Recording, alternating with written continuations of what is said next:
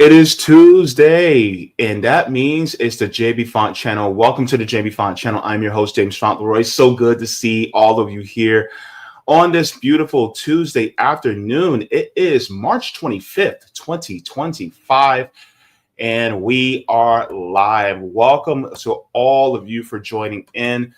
And just as you know, just to let you guys know, the Jaybefaunt channel is also part of Revolutionary Blackout Network, so you can find me there on Thursdays for the Savvy and JB Show and every Sunday for the JB Show, so you guys can see me there as well.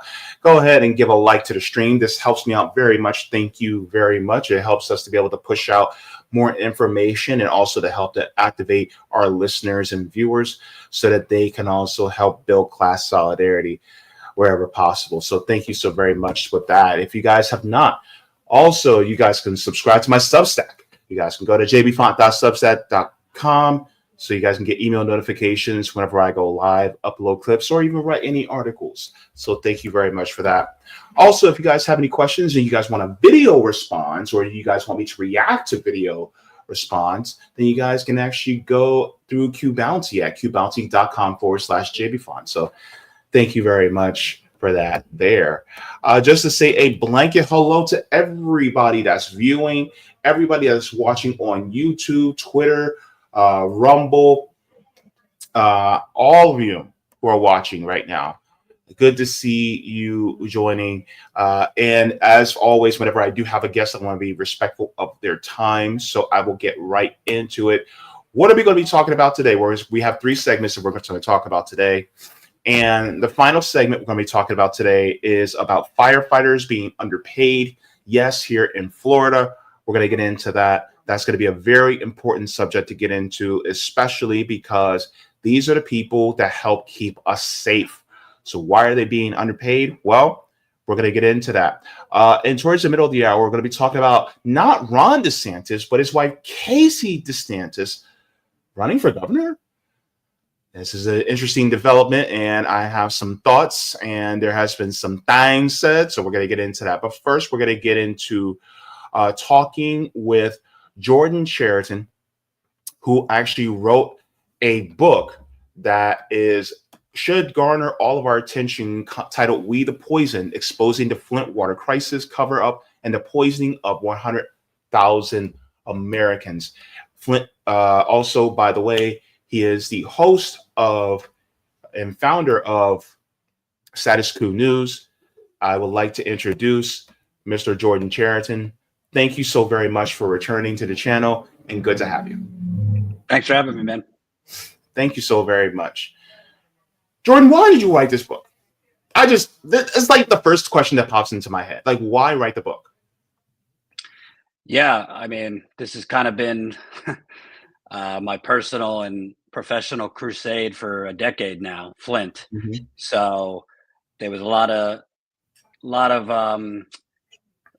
basically I just had this mountain of information, most of which had never seen the light of day, probably mostly because of, the mainstream media kind of saying, oh, nice job doing that, but we're not interested. So after a while, I just realized, you know what, whether only my mother and dog read it or as many people as possible read it, I want to go to the grave knowing that I got the truth out about what happened in Flint, because as I've always said, it's not just about this one city, it's about the whole country. It's how capitalism, privatization, greed ended up actually poisoning and killing people. So the motivation was really, you know what, I have enough for like 3 books, but I had enough in terms of reporting, new information, the human interest, and it was all kind of all over the place. And stories I wrote, documents I have, notes. So I said, you know what, it's now or never. So that's why I decided to do it, to get the truth out. And also, sadly enough, not only do most Americans not know the truth, but most people in Flint don't know the truth. So that was the main motivation, getting the truth out there. Yeah, absolutely. And, a lot of us, we talked about the Flint water crisis. Wasn't it Michael Moore that did the documentary and he covered part of the Flint water crisis? I'm forgetting the name of the documentary exactly. Yeah, Fahrenheit 11/9. Fahrenheit 9/11. Yes. Yeah. and he covered about what the response was to the city. And just to let everybody know, Flint is and not that, race does play a part in this, because Flint is a majority Black city. It's about 55-ish% Black. But on top of that, it is a working class community. And so, even, the people who live within the area thought that help was on the way when Barack Obama, then at the time president, came to there, and then the famous sip of water that left a bad taste, and not to use the word in a joking fashion at all, but it left a bad taste in all the mouths of all the citizens in Flint, as if this guy just does not care. He has the same amount of care as the then governor had. Yeah, I think that was Obama. Among many failures, I think Flint was top of the list for Obama, because a lot of people don't realize, because it kind of gets in the weeds, but when disasters happen, let's think like a hurricane or a tornado, like a natural disaster, a disaster declaration is issued. And that allows the federal government essentially to send in FEMA, send in the Army Corps of Engineers. In certain cases, people can have access to Medicare if it's declared a disaster. Obama did not sign a disaster declaration for Flint, just like Biden did not sign a disaster declaration for East Palestine, Ohio, which had the train explosion. Obama signed a state of emergency. And the difference is important, because a state of emergency, you get some federal resources, but it's really the federal government providing resources to the state. If a disaster declaration is signed, the federal government takes over. The Obama and fellow neoliberals like Biden have said, well, we can't issue a disaster declaration because of blah blah blah, this law, that law. When there's a will, there's a way. They could have signed a disaster. So as bad as people react to Obama when it comes to Flint, with that condescending moment where he drank the glass of water, which I'm not even convinced was really Flint water, but his worst sin was he didn't actually sign the disaster declaration, because if he did, federal government, Army Corps, FEMA, they could have come in right away and dug up all of the busted water pipes in Flint in less than a year. Flint residents could have had access to Medicare, aka Medicare for all. There's a lot of things that Obama's failure to act, caused this crisis to continue. And that's another reason I wrote the book. A lot of people, because of the shitty media narrative, think that this is in the past tense. It's not. Like today, 11 years later, there are still people posting videos of brown water they're getting in Flint. It's not as bad as it was 11 years ago, but the water is still bad in many parts of the city. All of the destroyed, corroded pipes, because it essentially had like acid water going through them, all of them have not been replaced 11 years later, as you said, in a majority Black city. I wonder why. No one has been brought to justice criminally. And essentially there's an ongoing cover-up, which is a big part of what my book is. So Obama, his legacy is basically allowing this city, majority Black, to be poisoned and doing a photo op in response. My God. This just goes to show, especially to those of us in the Black community, all skin folk ain't kinfolk, first of all. Because, I think it was a Jacobin magazine article that said that Black wealth actually tanked under Obama since the 2008 crisis. But that's a whole nother example of the fecklessness of somebody like Barack Obama. But I actually wanted to share this news report, actually, where they actually talk about they're still seeking justice after 10 years. And I just want to get into this. And then we can, if you need to comment, then we can comment and pause. Just let me know. But we can watch this and we'll talk on the other side. 10 years ago, a water crisis began when the city of Flint, Michigan switched to the Flint River for its municipal water supply. The more corrosive water was not treated properly, allowing lead from pipes to reach into many homes. Usher Qureshi went to Flint to speak with residents about what the past decade has been like. An American city sickened by its own drinking water. These are all your medications. Yeah, I was prior to 2015, January of 2015, I was on one multivitamin every day. How many pills do you take a day? I take 15 prescribed pills every day. Melissa Mays became one of Flint's loudest voices. She's among tens of thousands still waiting to see any payment from a $626 million class action settlement for their exposure. We're trying to be civil, and yet no one's in jail. The pipes aren't replaced. The yards aren't fixed. We don't have health care. Basically, what we were told was that it's okay to poison us. We don't matter. Trouble. One of the things that I also wanted to bring up was, she talked about the healthcare. In Libby, Montana, there was a policy passed in Section 1881A of the Social Security Act, where it basically says that if there is a medical emergency, then the federal government can actually give Medicare to everybody. And my question is that if they could do it to Libby, Montana, why aren't they doing it to Flint, Michigan? So yes, I brought this up before. Libby, Montana had a massive asbestos crisis. People died. Libby, Montana, during the Obamacare fight back in 2009, 2010, the senator from Montana, to his credit, basically played hardball with Obama and said, I'll give you a vote, but you got to give my people in Libby Medicare through that act you just mentioned, the Social Security provision. And Obama said, fine. What's the difference between Libby and Flint? Libby is, I think, 96% white. Flint, 53. I mean, there's a lot of poor white people too that got poisoned, but it is majority black, to be clear. So there was, the residents have been fighting for 11 years for Medicare for all, but it was never really pushed by the senators and congressmen in Michigan. It was never pushed the National Democratic Party. They got a short-term Medicaid expansion in Flint. And when I say they, I mean children, people 21 and under. So the kids got the Medicaid expansion. Adults were kind of SOL. Obviously, we care about the kids, but lead destroys adults too. And there was more than just lead in the water. There was bacteria. They found PFAS, which are those forever chemicals. There was all sorts of stuff. Chloroform. There was arsenic, all E. coli. There was a lot of stuff other than lead.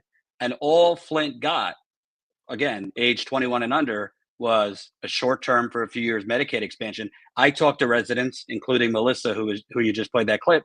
They're facing bankruptcy because they've maxed out their credit cards for doctors. Because people should know, when you're dealing with lead and heavy metals, you can't just go to your doctor around the street. You need environmental doctors, you need specialists. A lot of insurance plans don't cover it because we have a predatory, corrupt insurance system. So essentially, snap of our finger, with your coffee in the morning, you're watching the news, you hear about the billions we're sending to every other country.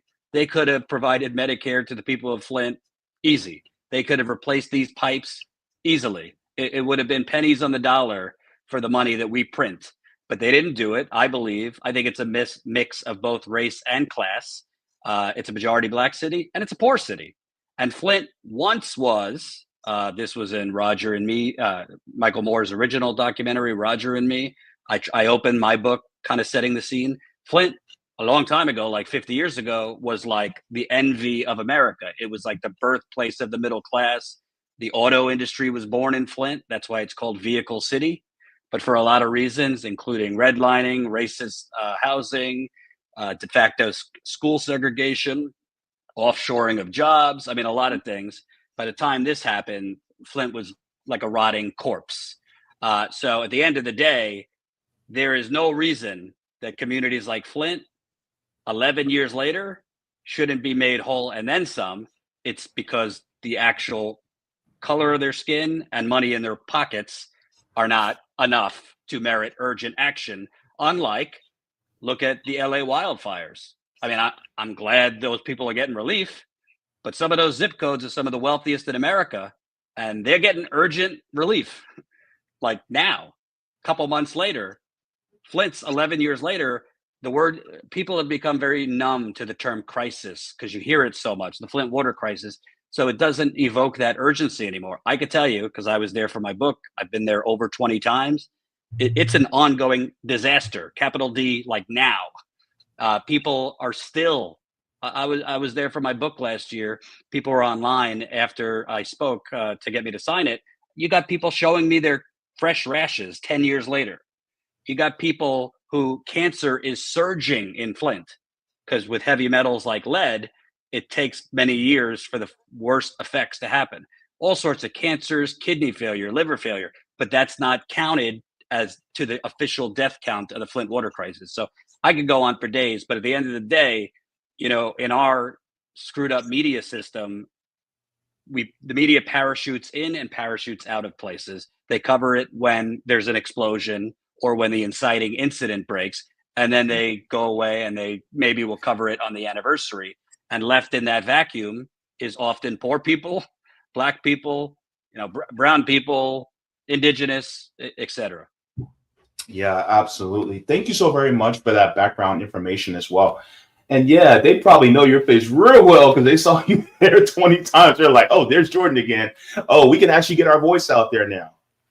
Thank you for going as many times as you have, by the way. Let's continue this. Began when the city, in economic freefall, disconnected its water supply from Detroit's system and began drawing from the Flint River instead. It was a bid to shave millions off the city's budget. The Centers for Disease Control and Prevention estimated 100,000 people were exposed when the corrosive chemicals used to decontaminate Flint River water allowed lead from the pipes into faucets. At least 12 Can I stop you people there for a died from second? Legionnaire's disease. Yeah, sure. So I wanted to stop you there because this is the problem with our mainstream media. That so many people, and that was another reason I wanted to write this book. The media narrative for 10 years, 11 now, has been, oh, this was just some tragedy born from government officials that wanted to save money. You know, that anchor said, cut corners. This was not an effort to save money. This was a privatization scheme to make money. This was not about like, hey, let's cut the budget by using our river for free. As I detail in the book, the bottom line is there was no need for Flint to switch its water source in the first place. There was no need for Flint to use the Flint River. Flint had been getting its water from the city of Detroit for 50 years with no problem water quality wise. And that water was coming out of Lake Huron, which is part of the Great Lakes. It's some of the purest water in the world.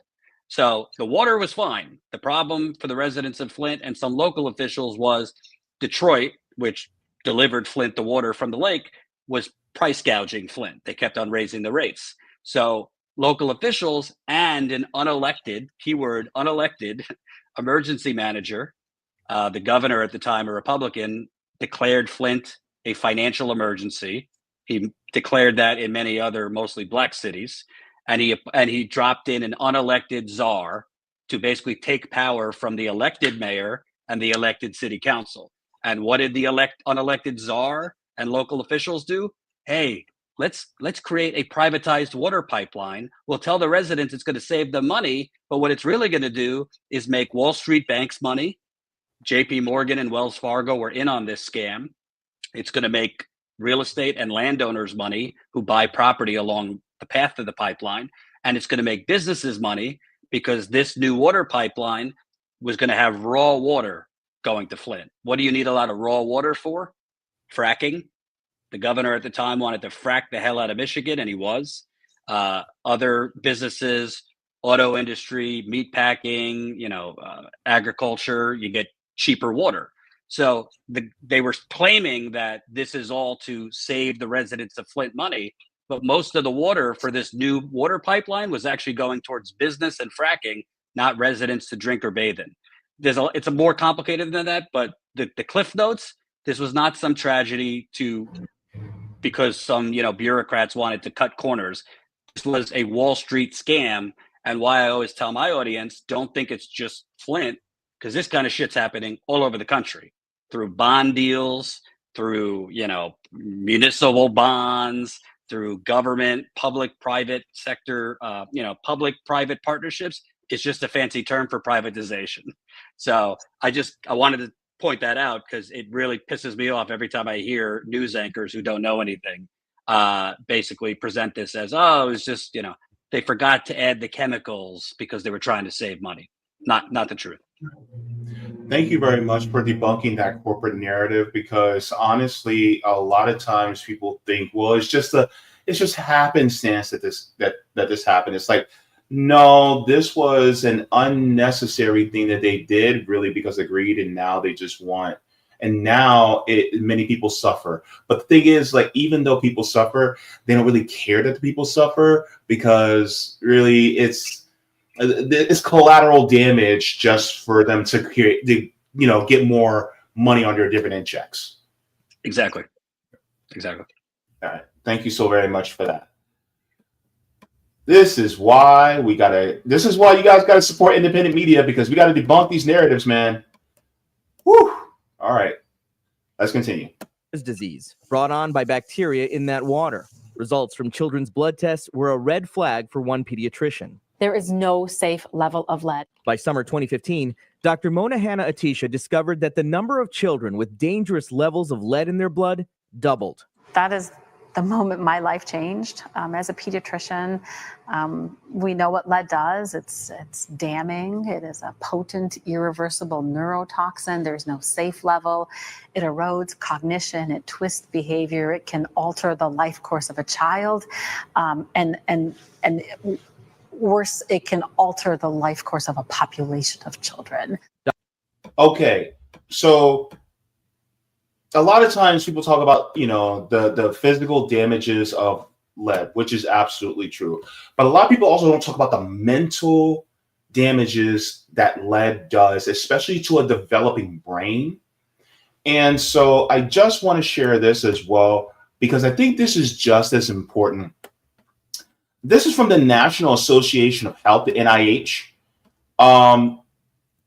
This is part right here where it talks about lead.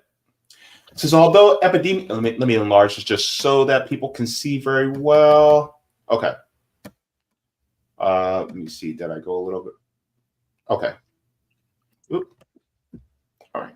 Although epidemiologists have hypothesized a relationship between child lead exposure and adult psychopathology. Another way of considering the link between lead and behavioral dysfunction focuses on personality features that may impair an individual's capacity to lead a happy, successful life. Decades of research using the Big Five framework to represent 5 broadcast factors of personality have identified a combination of traits, including poor impulse control, right? High antagonism, a tendency towards negative emotionality, and having a detrimental effect on love, work, and health that appear to predispose individuals to psychiatric illness. Few studies have examined personality traits in association with lead exposure, but adults occupationally exposed to lead have reported feeling angrier and more tired, tense, and depressed than their less exposed peers. These emotional symptoms seem to improve with the abatement of lead exposure. In one cohort of lead-tested children who received personality testing, they were from Cincinnati, Ohio, in the early 1980s, ages 19 to 24 years old. Young adults with greater childhood lead exposure tested higher on average than cohort peers on a self-report inventory of psychopathic traits, such as impulsivity and egocentricity. Alterations in emotion regulation and adult personality have consequently been predisposed as explanatory mechanisms for the reported link between childhood BLLs and adolescent delinquency and young adult criminal arrests also observed in the Cincinnati cohort. So just to show that also when people go, oh my God, these people, they don't pull themselves up by their bootstraps and they're so predisposed to crime and they're so negative and blah, blah, blah. Maybe it's the water. Maybe it's the water. And now who does that responsibility fall on though? Is it the personal responsibility of a person, or is it something systemic? And this is exactly why I keep saying that you cannot fix systemic problems with individual solutions. And this goes to show right here. And this is what you've been reported on. I want to add to that. Every time I go back to Flint, I'm I mean, I've been there so many times, but it's like you learn something more horrifying. So the last time I was there, I wasn't aware that there's this huge epidemic of teen suicides in Flint. And those are teens that were children, 10 years, children when this happened. So to your point, their brains were basically scrambled. And I mean, if you're a teen that hasn't been water poisoned, it could be pretty shitty. We all know. I mean, everybody's got their stuff when they're a teenager. I had depression, but add on top of that lead. I mean, the research shows when you correlate high lead exposure, whether it's water, paint chips, soil, it correlates to increased crime or high crime areas. But then folks get the stereotype, particularly Black teenagers, Black young adults. Oh, they're rowdy, or Fox News with their Chicago stereotypes. Well, Chicago also has a massive lead problem too in its water that hasn't gotten attention. So the point is impulse control. And I have met both children and adults in Flint, even off camera when I'm talking to them. I mean, they could go from 0 to 180 like that. And I'm not faulting them. They have behavioral problems because their brains have been affected. So in Flint, you got teenagers killing themselves who were poisoned as children. You also have a problem, Flint, there's cops are routinely pulling people over. There's high crime, but when your brain has been affected, you cannot respond to multiple directives from a police officer at once.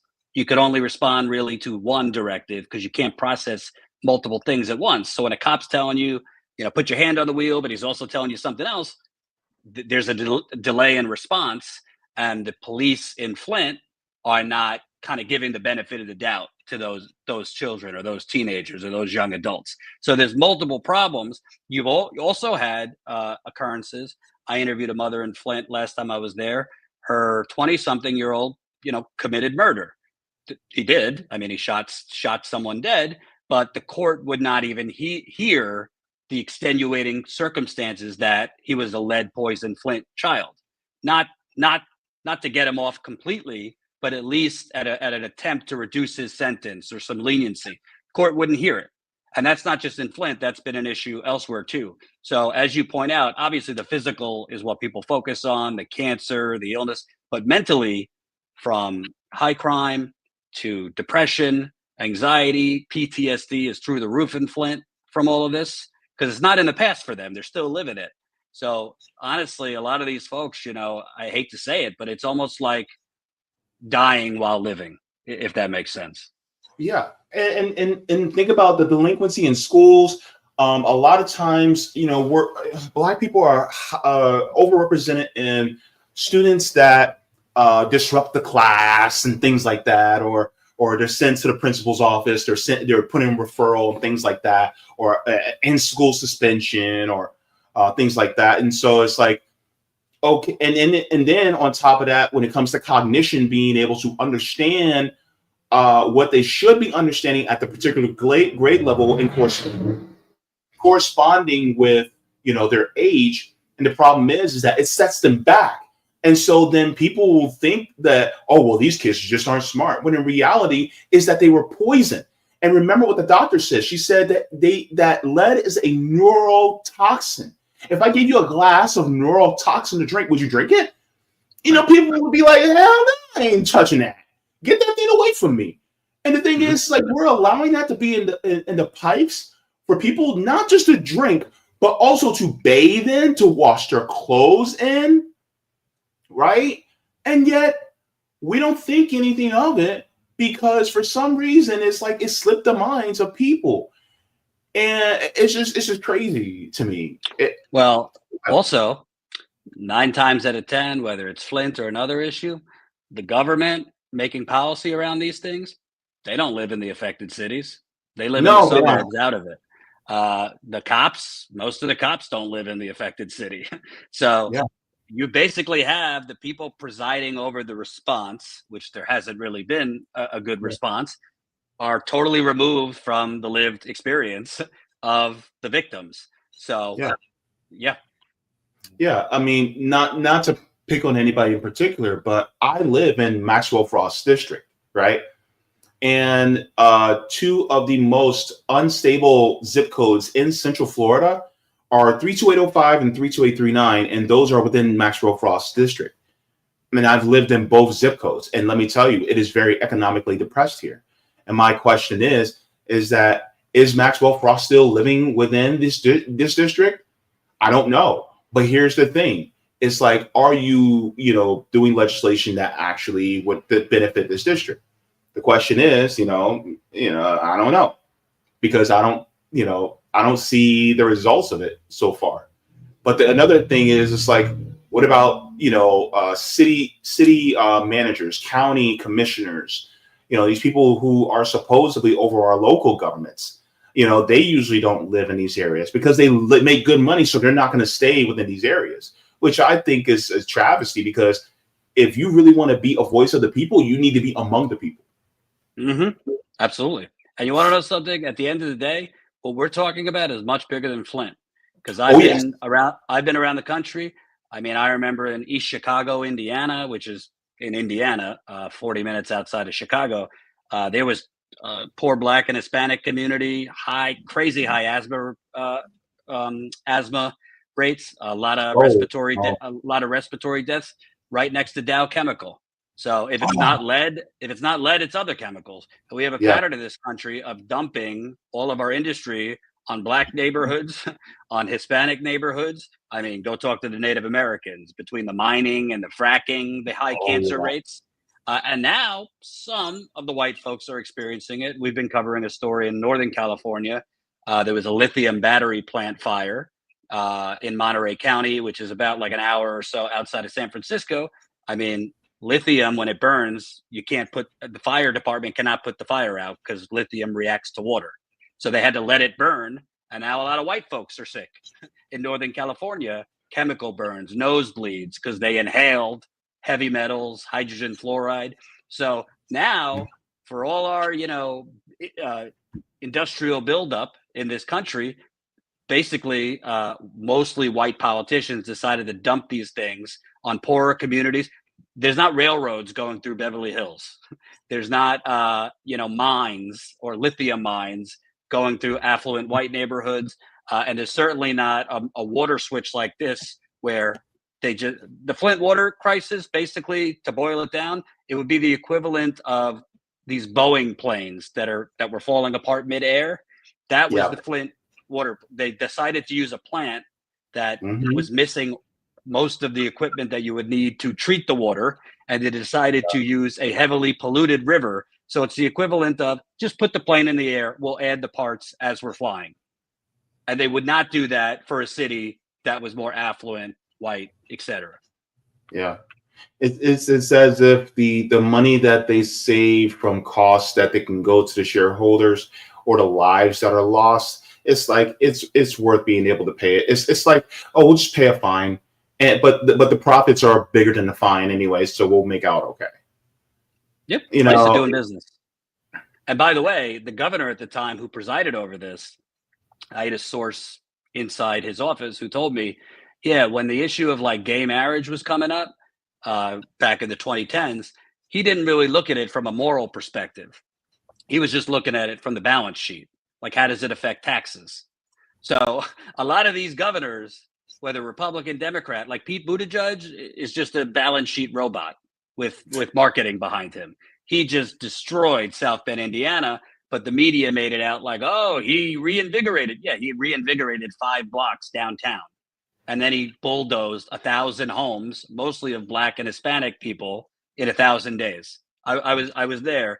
It's just a sea of empty lots of homes they bulldozed. And he beautified 5 blocks downtown. But the media frames it as like, he's this wonder kid and he could do this for America. Well, that's the kind of stuff. Flint, Detroit, Milwaukee, Cleveland, I could go on and on. We have basically deindustrialized the country by having Wall Street and multinational corporations write our trade deals, which have sent our jobs to other countries. Whole communities in the Midwest and other parts look like a ghost town. Close down plants, close down storefronts, and communities are like cities like Flint who go broke as a result. The government then does these kind of get rich quick schemes, and the people are left basically to pay the price, both health wise and financially. Speaking of which, I guess you covered this story a couple of weeks ago, where it gets even worse because, to be honest with you, our courts are really held in the hands of corporations. This is out of the truth out. It says Supreme Court weakens EPA's ability to limit discharge of raw sewage into water. And so this is a whole nother thing. So, I mean, it just egregious when it comes. And the thing is, like, that sewage is not going to go into the rich neighborhoods. It's going to go into the poor neighborhoods. It says here in a 5-4 decision, the court ruled that the Environmental Protection Agency exceeded its authority in requiring San Francisco to limit the discharge of raw sewage into the Pacific Ocean under the CWA, a bedrock environmental law credited with bringing American bodies of water back from staggering pollution prior to its passage in 1972. And just as a history lesson for many people, the Environmental Protection Act was actually signed into law by Richard Nixon. The Clean Water Act was signed into law by Richard Nixon, a conservative. And yet, you now have conservatives saying, well, this is just too far left. This is just too much regulation. Well, they might not be saying that when they're drinking poop, because that's literally what's going to happen. Raw sewage, there's a lot of stuff in raw sewage, but poop is one of them. And this is just goes to, the Supreme Court. Essentially, you have a bunch of radical extremists that were paid for by the Federalist Society and others. They don't know anything. Infamously, during the Roe v. Wade, before they overturned it, I mean, one of them was embarrassed by the lawyers because he didn't understand the female menstrual cycle and had to be corrected. So you have judges making decisions based on zero expertise. That's why you have agencies, because you have people that would actually have expertise. So the courts are not supposed to be unilaterally canceling out agencies like the EPA, which I have a lot of problems with the EPA. It's corrupt in a lot of ways. I'd rather the EPA be making the decisions than, Samuel Alito, Clarence Thomas, the girl from The Handmaid's Tale, Amy Coney Barrett, and these buffoons. And this is dangerous, man. I mean, we already got problems in our water, but now you want to add poop and like when you have storms, runoff from those storms. I mean, it's just a mess. And Biden, one of the few good things he did, his administration was trying to regulate PFAS, which are the forever chemicals. They found them in water all over the country, cancer, miscarriages in women, a lot of issues. So they were trying to finally regulate them because there are no regulations. Trump reverses that. So it's just, Republicans, it's kind of like Republicans, Democrats at this point is you want to get shot in the forehead, that's the Republican, or you want to slowly be poisoned, that's the Democrats. You're going to die either way. Yeah, absolutely. And I want to point out on Flint real quick. Sure. Why I say it's an ongoing cover-up, ongoing today, because a lot of people in Flint, I understand why, were optimistic when Governor Whitmer, a Democrat, got elected. Yeah. When Attorney General Dana Nessel got elected, because the Republicans who poisoned them were leaving, and they bought that the Democrats were saying, we're going to deliver justice for you.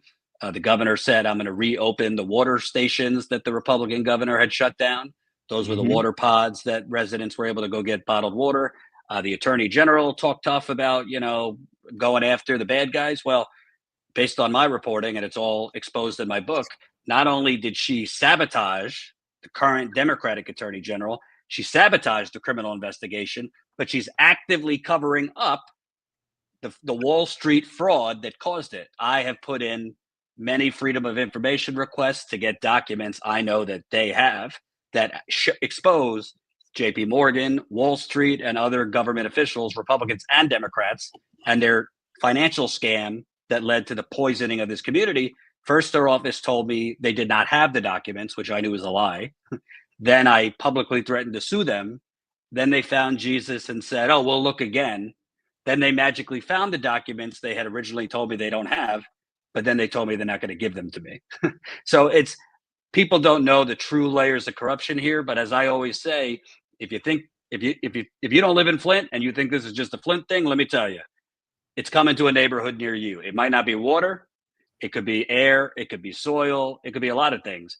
But we basically have the government in a cabal with the private sector making decisions for economic development, i.e. privatization, and they don't care the collateral damage. Let the chips fall where they fall. Absolutely. In fact, now that you mention it, one of the last things I want to talk to you about is this article out of NPR that came out about a month ago. It says 2 years after derailment, toxic chemicals still rolled through East Palestine. And I know this was another story that you covered extensively as well.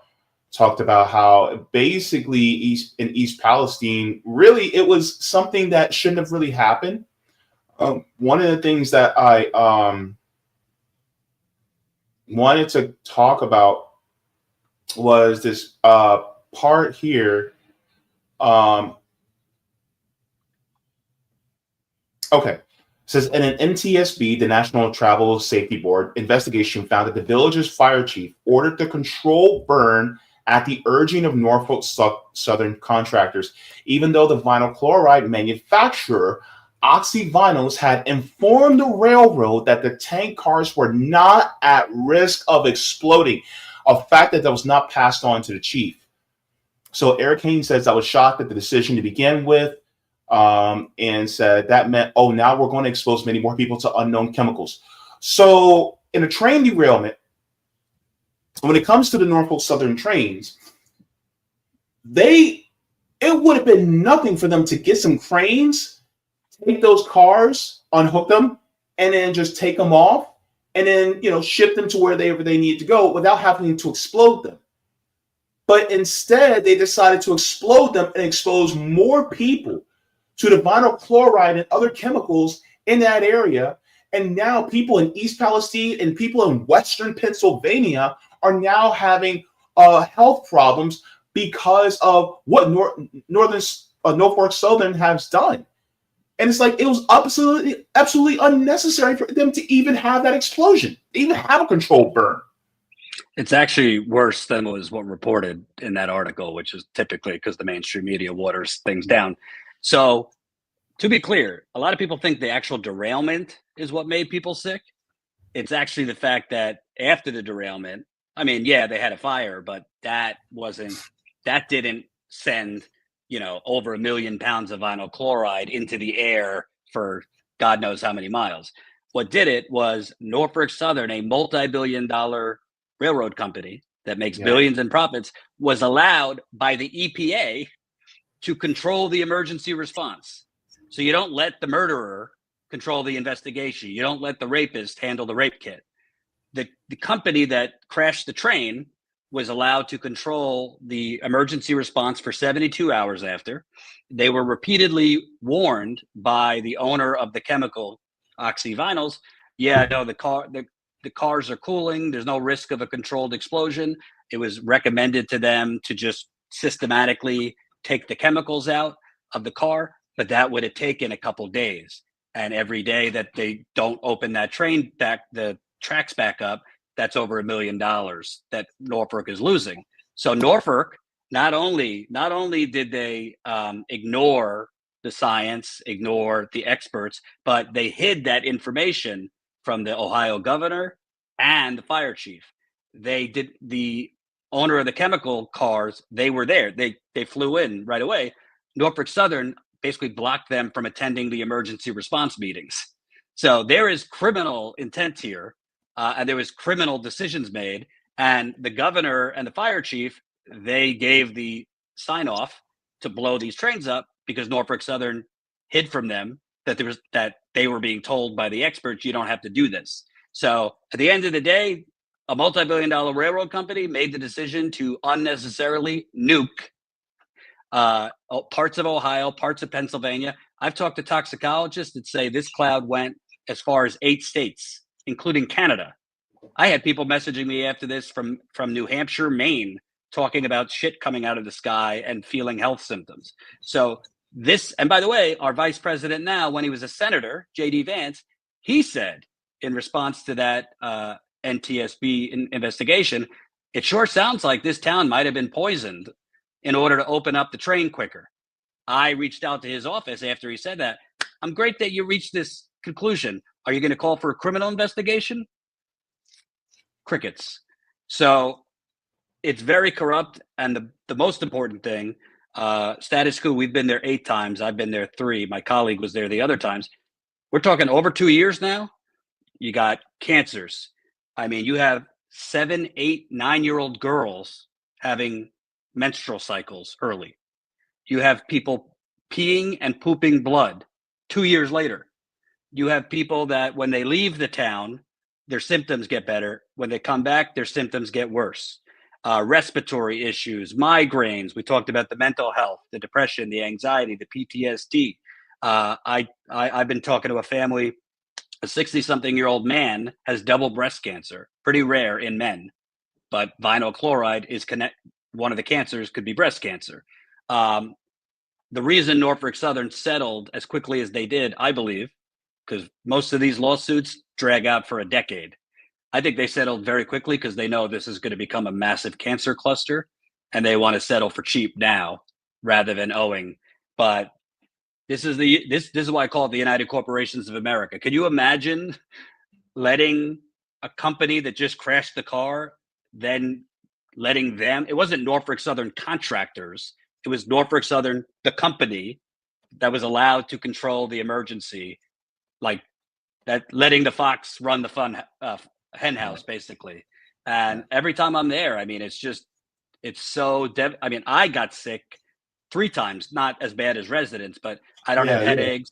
I don't have headaches usually. I had a massive migraine the whole time I was there. I had burning in my eyes in a few spots. So if I just there for a few days could have that, imagine living there. You have to go in there with a hazmat suit, man. Like, should have, yeah. How bad it is. And, you know, I know we were talking about the racial makeup of Flint, Michigan being predominantly Black. East Palestine is over 98% white. Mm-hmm. Working class white community. And so, look, we're saying that, you know, yes, it could be disproportionately against those of us who are Black and brown, but to the people who are watching that are white, these corporations don't give a shit about you either. And neither does either party, because both of them will, like, Democrats will play us Black people and say, oh, we're going to fight for you. But Republicans play with a lot of white people and say, oh, we're going to fight for you. And then they fall for it. And so this is the problem. And now you got people like the vice president that's really mums the word on something that should have been a criminal investigation, should have been held criminally liable. I'm gonna be honest with you. The Biden administration, the Justice Department should have went after all the people who were involved in what happened in Flint, Michigan. Mm-hmm. I would honestly want to do investigations for people who are who have contaminated the water in Jackson, Mississippi. Like, and I got news for you. I mean, listen, I'm not someone who says go get your guns. I'm not telling people to be violent, but at a certain point, people kind of lose their patience. We've seen what happened allegedly with Luigi Mangione. But if you keep on poisoning communities, Black, brown, white, if you keep on, basically stealing money, I mean, that's what's going on every day in our government from us. Yeah. And you basically poison communities, leave them to die, gaslight the community. It's all in your head. We're not finding any chemicals when we test. Eventually, people are going to get more than fed up, and there's going to be violence. I've been warning that for years, because if you basically, there's only so much abuse the masses can take. I mean, financially, but also from a humanity perspective. People are dying in these communities, from Flint to East Palestine. I'm covering some other ones too. And I just call them corporate sacrifice zones. These are not environmental disasters anymore. They're corporate sacrifice zones. The government is choosing, at the behest of corporations, to let these people slowly die. And I hope it gets more attention as we go. Yeah, definitely. Let me share everybody your book. I'm sharing this from an independent bookstore because, screw all those corporations. So this is actually out of Writer's Block bookstore. You guys can actually order We the Poison, Exposing the Flint Water Crisis, Cover Up and the Poisoning of 1,000 Americans. You can get the hardcover and the forwards by Erin Brockovich, which is really impressive. Yeah, I was very lucky. I've been lucky to get to know her. She's been fighting this way longer than I have across the country. So she was nice enough to write the forward. There's also an audio version for those that, would rather listen to a book. Mm-hmm. Definitely. Also, Jordan, where can they find you and what do you have coming up next? Yeah, Status Coup. That's COUP on YouTube. So we are live most days. We're kind of all over the place. We've been covering the Luigi Mangione case. We were in Northern California covering that lithium battery plant fire I just mentioned. And right now, fingers crossed, we're making our first reporter hire. We're going to be hiring another reporter because we've been growing. So I've been interviewing for that. So you should see a new face on our channel probably within the next week or two. All right. Awesome. Thank you so very much for being generous with your time. I know we went a little bit over, but thank you so very much. And please don't be a stranger, Jordan. Absolutely. I'm glad you're doing better. And let's keep in touch. Yeah, definitely. Thank you so very much. Take care. All right. Bye-bye. All right, everybody. Thank you so very much for staying for that. If you guys have not already, go ahead and give a like to the stream. Thank you so very much. What do you guys think about that? Especially, let me know in the comments what you think about, the potential poisoning of your water. Like, for instance, we talked about with the Supreme Court talking about that they're going to loosen restrictions on, raw sewage going into our water, things like that. You have governors that have this public-private partnership, really is a privatization of our water. Here's the problem with privatization is that shareholders, the people at the top, they always want to make more money. And as like the CEO, people like that, they have a fiduciary responsibility to their shareholders. So that means they're going to be cutting corners, cutting safety regulation. If they can't cut safety regulation, if they can't cut safety measures within their company, they're going to go to the government and have them cut out safety regulation, right? And so then that safety regulation that keeps us from getting sick, that keeps us from getting harmed, is gone. So therefore, they can actually do the things that harm us in order to make an extra buck. Do you want that? Are you willing to risk that? Are you willing to risk the lives of your children for that? That's a question that, I think a rational human being would say, well, nah, I wouldn't want people to do that. Like, we got to make sure these people are, on the up and up, that they're dotting their I's and crossing their T's. But a lot of people will say, well, no, that gets in the way of business. And I'm like, gets in the way of business, gets in the way of business, it gets in the way of them making more money, but then at the cost of us having our health threatened, right? And so I always want you guys to also keep thinking about like the fires in Lahaina, right? I'm blanking on the name of the city in North Carolina, but they went through that hurricane, right? They usually don't get hurricanes like that. And so what about, how they're being treated? We got to talk about what's happening in Flint, Michigan. We got to talk about what's happening in East Palestine. We got to talk about what's happening in Jackson, Mississippi.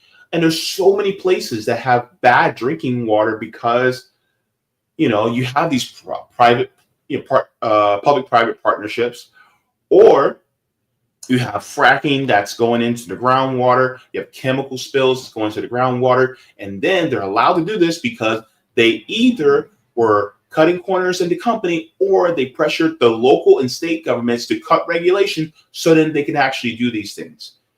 And so ultimately, at what cost? We got to ask ourselves that. So let's go to the comments in the chat. I already checked the Rumble. I think this is playing on Rockman. but I don't have access to my Rockfin anymore. So if you commented on Rockfin, I can't see it. I'm sorry. I should have took it off, but I accidentally left it on. But I had Rockfin when I set up the stream a few weeks ago, but my Rockfin's gone. So if you did comment on Rockfin, I apologize. But let's go into the chat and let's get into this as well. There's a lot of comments. You guys been chatty bunch lately. All right, so let me see here. Man. Yes, I heard about this, Roger. He says breaking news, 23andMe bankrupt. Your DNA will be sold and made private to where you must pay for it to see it. Delete your data. Imagine when healthcare companies get a hold of your data. That's also very true. It's just, I'm gonna be honest with you. There's another company that does it, and they got my DNA. It's true. I mean, you could try to delete it as much as you possibly can. Try to get as much data wiped as you possibly can. But if they wouldn't want to find you, they'll find a way to get towards you. Let me see here. Okay.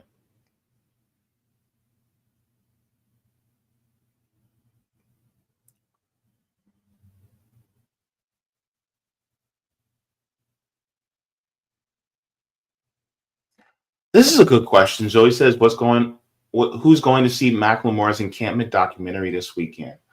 I don't know, but you know what? You know what's funny? And I'm going to say this.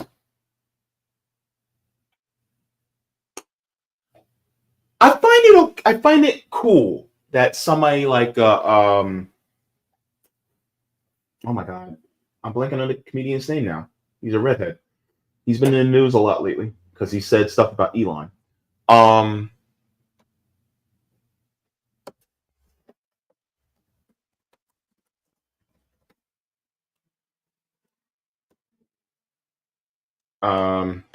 What's his name?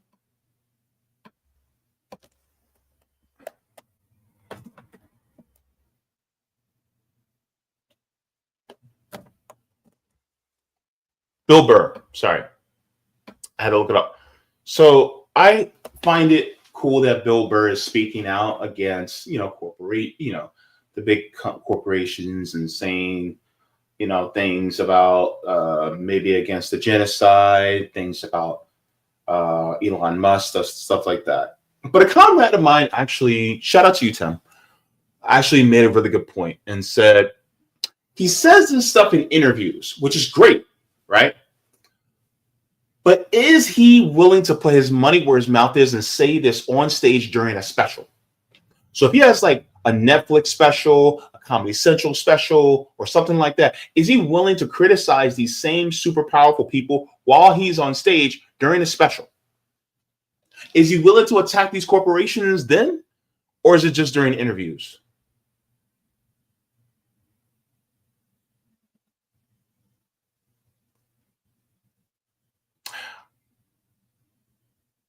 Because I still, as far as a lot of comedians go, especially when it talks about talking about the system, George Carlin was up there, and he said what he said on stage in front of an audience in a special. So are you going to do a George Carlin? You got to put your money where your mouth is. But I say that because somebody like Macklemore, not only is he making music, right, for the cause against what Israel's doing for Palestine, but he's also at these, rallies, giving speeches and things like that, helping to do a documentary. He's literally putting his record on the line in order to bring more attention to this. And I'm gonna be honest with you. There are Zionists all up and through corporations, Hollywood, government, right? Now, before anybody says anything, number one, most Zionists aren't even Jewish. Most Zionists are actually Christian. And when I say there's a difference between Zionism and Judaism, Judaism is a religion. Zionism is a political ideology. And that's what I'm talking about. The people who have this political ideology of settler colonialism. But they're all up and through Hollywood. And so if you're speaking out against Zionism, like Macklemore is doing, that's a risk. Right? Look what happened to Susan Sarandon. Right? She dared speak out. And I think one of her agencies just dropped her. A veteran actress with years in Hollywood. She speaks out. Agency said, no, we can't deal with this. Even though she's standing on the right side of history. So I look at Macklemore with a little bit more respect than I do a Bill Burr. Because at least Macklemore is willing to risk.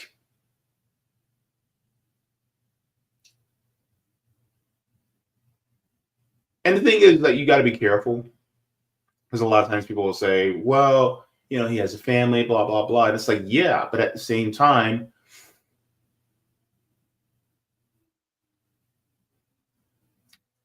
wrong is wrong. And I'm going to be real with you. And we black people have been saying it for years. Silence is complicity. If I see somebody getting beat, if I see a little child getting beat, and if I don't do something about it myself, or if I don't report it to the authorities, where do I land?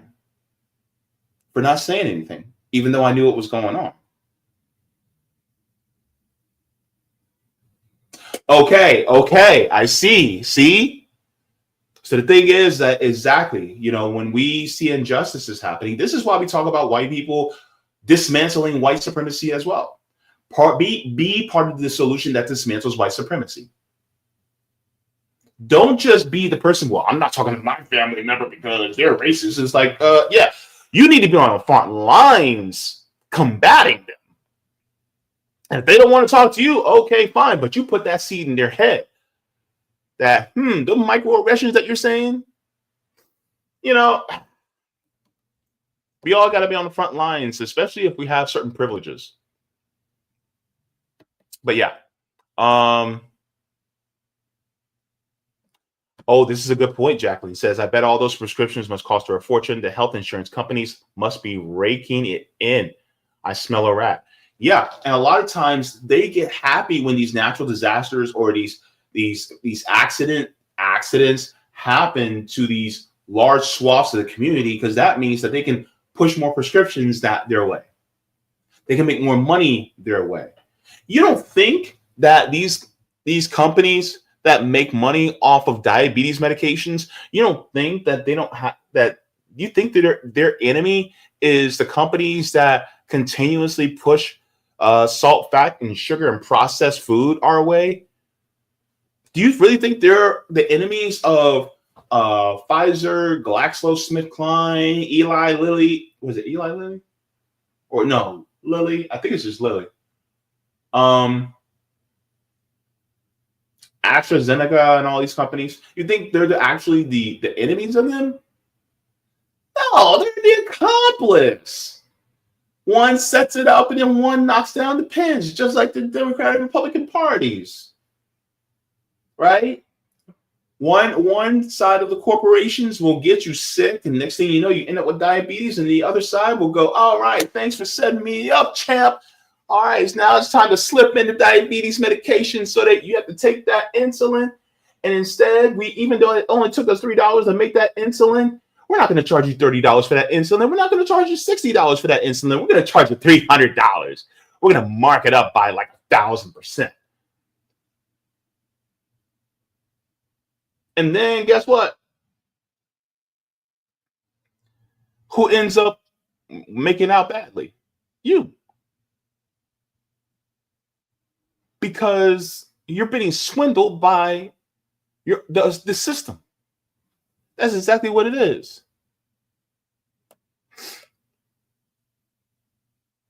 Roger says Michigan allows voters to place their own amendments on the ballot to be ratified into Michigan Constitution. They can give themselves Michigan Care, which is Michigan Medicare for All, and Michigan Public Bank. Ask Jordan Chariton to propose that to Michiganders next time he goes back. Okay, I didn't see this until now, but hopefully he's still watching. But yeah, thank you very much for that, Roger.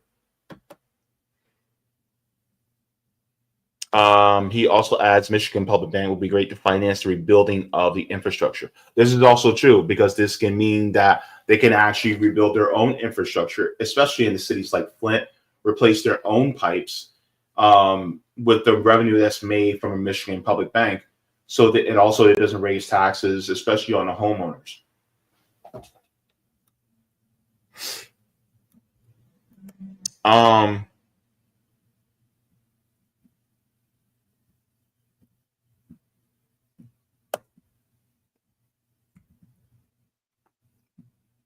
Let me see. Also, I gotta hurry up because I gotta be done I got a hard stop at 5. Exactly, Edward says we have money for wars but can't feed the poor. Travelers Wolf says if only Pete Buttigieg was the mayor of Flint. Pete Buttigieg,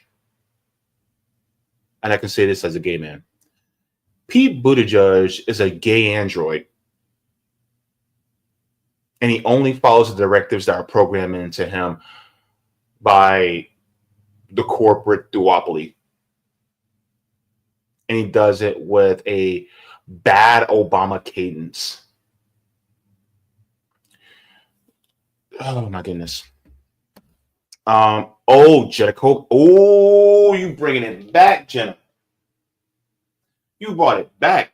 She said, we let the Deepwater Horizon catastrophe fade into obscurity, ignored Flint water, Jackson, Mississippi water because they didn't live in either of these places, ignored East Palestine train dump and burn because it didn't happen to them. Who's going to be next? You?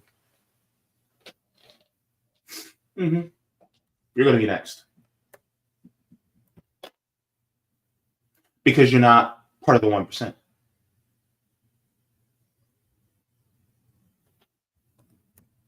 That's what's so bad. Quantum Optimist says PFAs are really no good. It should absolutely be regulated. Yeah. Absolutely, I agree. Lauren says, let me see. Oh, that's you're talking to somebody else. Okay. Quantum Alchemist. I've been getting them. It's a lot to read, so I had to take the time to read them. So just be patient with me. But thank you very much. I got it.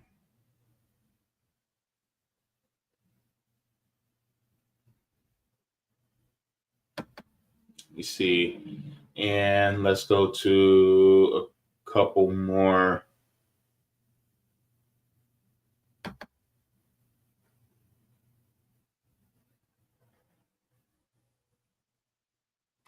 Oh yeah, Asheville. Yes, Asheville, North Carolina. Yeah, and what is happening in those areas? You know, it's sad, man. These municipalities are being completely neglected because these corporations don't want to actually help the people. They just want they want the money from the people when the people need help. They don't give it. This is why I don't believe in corporations having all this power.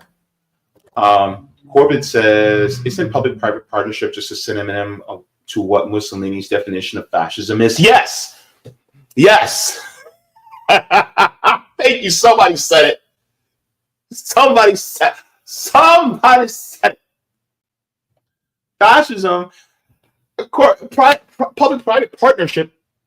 That's corporations and the government shaking hands, saying, "Okay, we're going to partner with you, and then we basically follow what your lead." Because apparently, private companies are better at doing it than public companies, when in reality, no, they're not. And it's funny because, okay. I don't mean to go on a tangent, but just hear me out here. A lot of people, when you talk about, for instance, if we were to have Medicare for all, right? Single payer healthcare, which is basically the government insuring all Americans equally instead of private corporations. Private companies will, people who support the free market will go, well, that's not fair, because now the government is in the competition with the corporations, and now the government is just a monopoly, right? Here's the difference. In order to be a monopoly, you gotta be for profit. The government is not for profit. It's the government. And if you're crying about government being a monopoly, but you don't cry about corporations making monopolies, or, oligopolies, where they actually have an agreement between 1, 2, or 3 of the companies to stay at certain levels so that they can make as much money as possible. Sit down, shut up. Sit down. Because capitalism facilitates monopolization. Because companies have to grow infinitely, and they have to get to a point where they have to eat up other companies. They have to go through mergers and acquisitions in order to absorb these companies and absorb the customer base.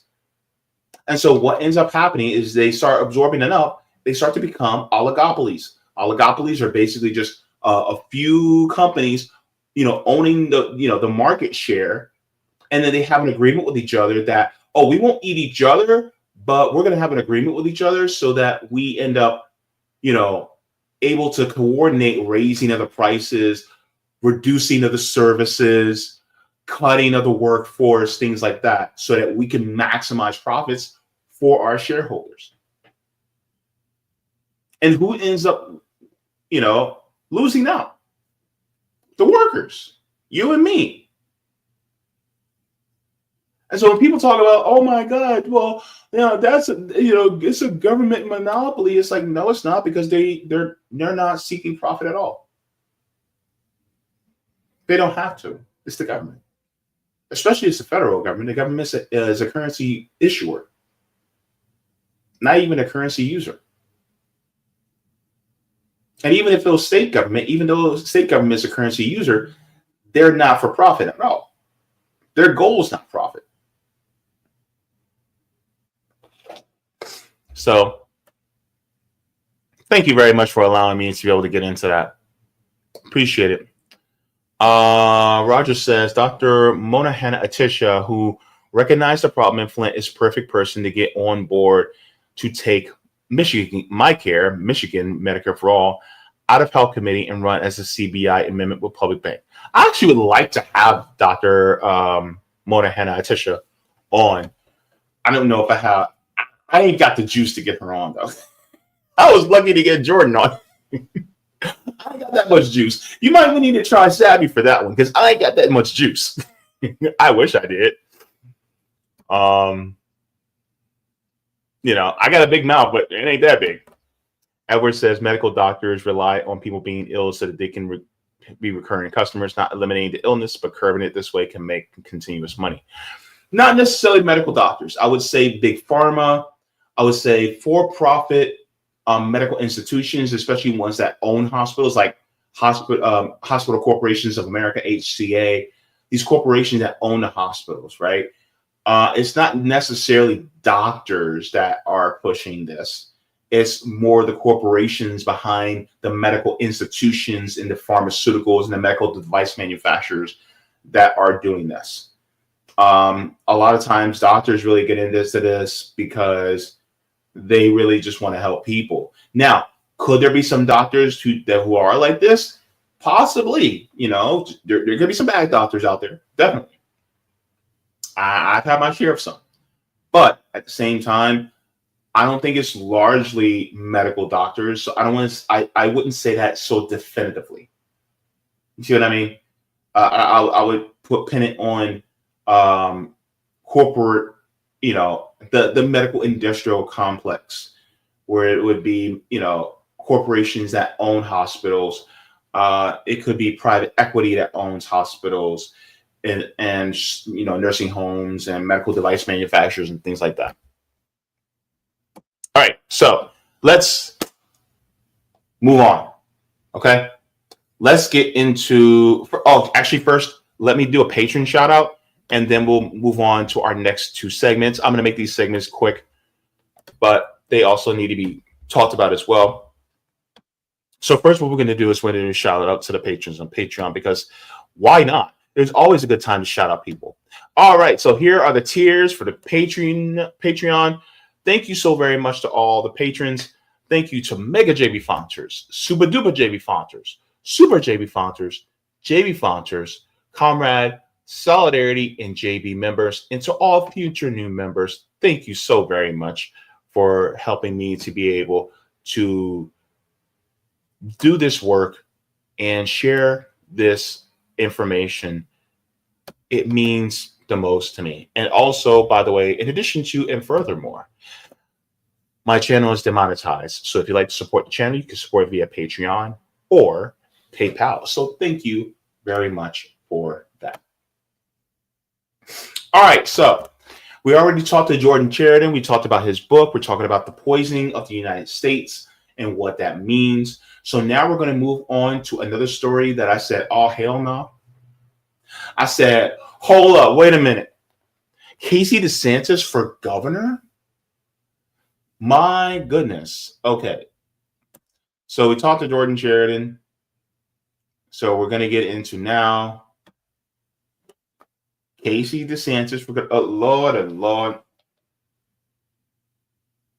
This is nuts. Let's get into this, folks.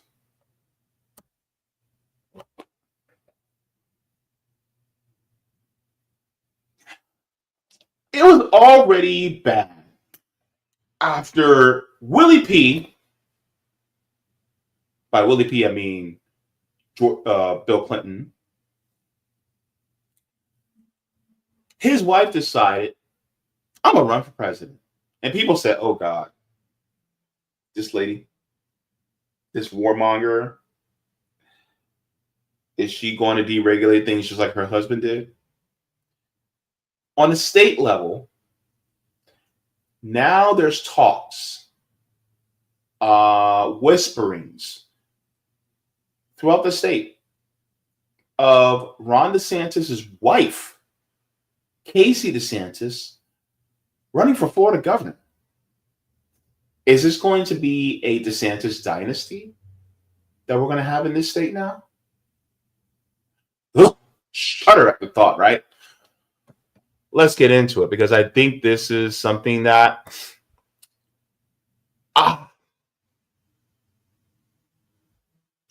it's annoying, and I don't think that I don't think this actually should happen, because after Ron, I don't want Casey. So let's take a look at this. Let me make sure this is big enough so everybody can see. So this says, take the Casey DeSantis buzz seriously. This is Ron DeSantis' wife, Casey DeSantis, right? Just one little itty bitty thing. What? Why do all these? I hope I don't get in trouble for this. But why does it seem like all these women on the right all look the same now? They all have this particular look about them. I don't know what it is. Maybe it's the trad wife or something like that, but they all look the same. I'll talk about all black people look the same.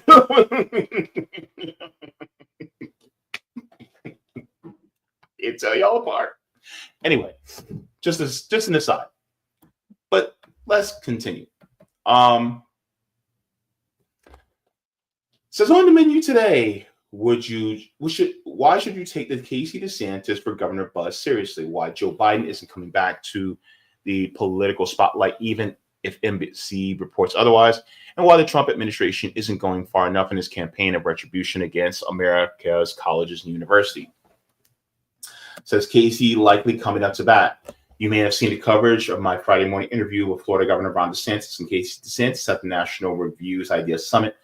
I don't know if Casey DeSantis will run for governor of Florida in 2026, but consider a handful of facts. The governor could have come to the NR Ideas Summit alone. The DeSantis came together and did a joint interview. We don't tell our guests the interview questions ahead of time, but we do discuss the topics likely to come up. And the DeSantis team was just fine with the question about the buzz around her running for governor. In fact, I think they wanted that question asked. DeSantis offered a long answer, which you can that emphasized that as much as she was proud of her husband's record, they could be undone, reversed, or squandered by the wrong successor, he ended with. We'll see, right? Ron DeSantis told the story of how the late Rush Limbaugh said Casey should be the one running for governor. People who have no interest in running for governor usually say, no, I'm not running for governor. So it seems reasonable to surmise that there is at least some genuine interest on her part. Now, if you're skeptical of any wife of a successful politician running for office when he's term limited, I get it. If Casey DeSantis runs, she will have to earn the GOP nomination in the office. President Trump has already endorsed Representative Byron Daniels. But keep in mind, Casey DeSantis is awfully darn sharp and knows Florida state policies quite well.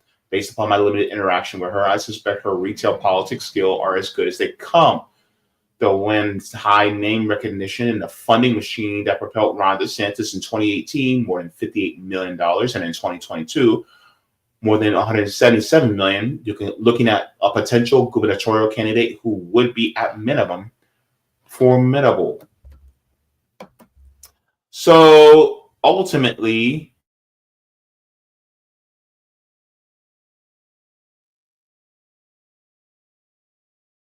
is something that so by 2026, if Casey DeSantis is the governor, and let's say she does 8 years,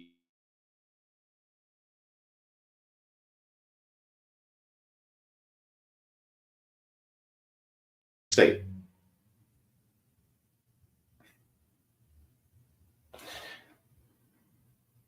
And I'm afraid, but not afraid. Here's what I think is going to happen here in Florida. Whoever's a Democrat is going to run a Kamala-like campaign, meaning that he or she or they are going to run to the right of Casey DeSantis and go, oh, well, I'm going to do this Republican thing, but I can do it better. Because this is essentially a red state. If somebody's going to run for governor of Florida, number one, they need to be outside of duopoly. Now, if you do plan on running for governor of Florida and you're running outside of duopoly and you have policies that, I can largely agree with, cool. Let's have you on. Come on the show. Let's have a conversation. The problem is that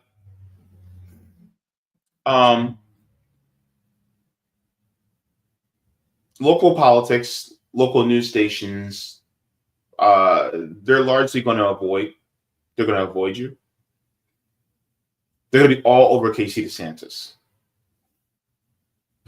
They're going to be all over her like crazy, like water and rice and milk on a plate in a snowstorm covered in salt. And as this continues,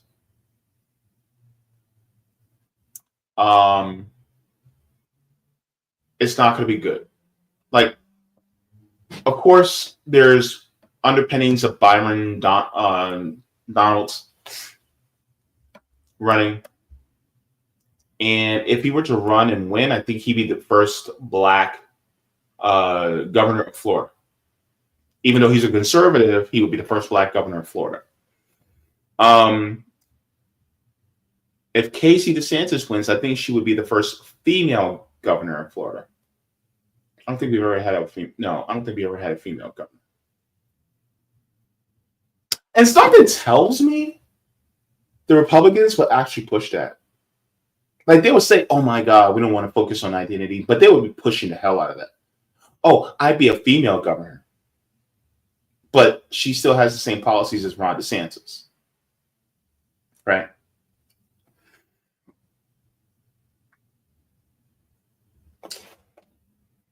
Is she running for governor? Let's take a look here at the questioning, because they actually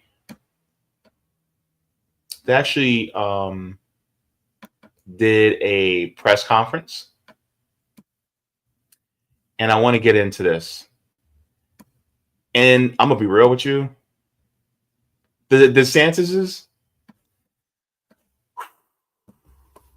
they annoyed the hell out of me in this interview. I'm telling you, you'll see why. Stay tuned. All right, let's get into it. Right now at noon, Governor DeSantis, along with Florida's First Lady, making a South Florida stop today. They're speaking at FIU as speculation grows over a potential run for governor for Casey DeSantis.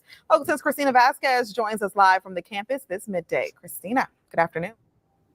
That news conference wrapping up a short time ago, and you have that absolutely exactly right. And we know that because the governor earlier this week, he started playing up the idea of his wife potentially running to be the next governor of Florida. So as soon as that news conference ended and he opened it up for questions, we asked her, and this is what happened. Lots of committee members were wondering if you can confirm whether or not you are exploring a run for governor, and if so, what your pitch is. Well, shoot. And if so, what your pitch is to voters about your qualifications. Well, I would say one thing, to quote the late, great Yogi Berra: when you come to a fork in the road, take it. Okay, hold up. What?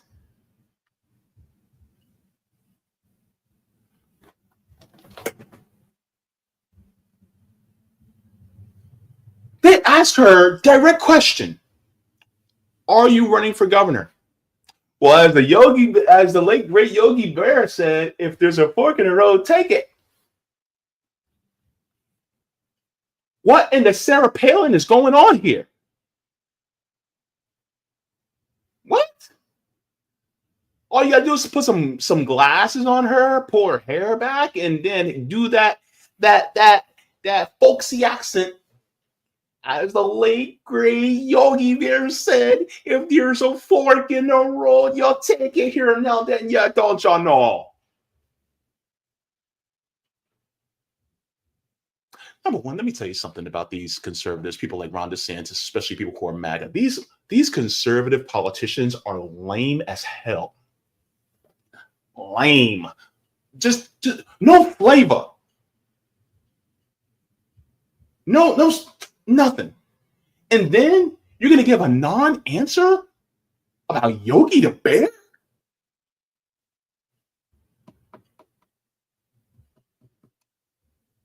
What in the hell?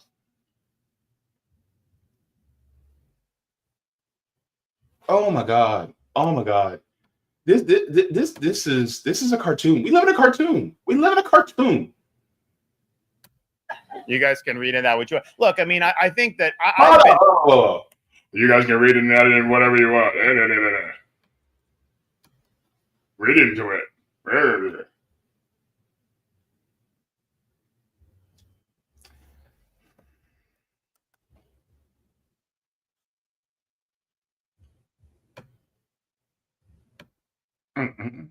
And I've had people coming up to me for years begging to get her in the fray. Mrs. DeSantis, we were just looking for some clarity as to whether the fork in the road comment means you're running for governor.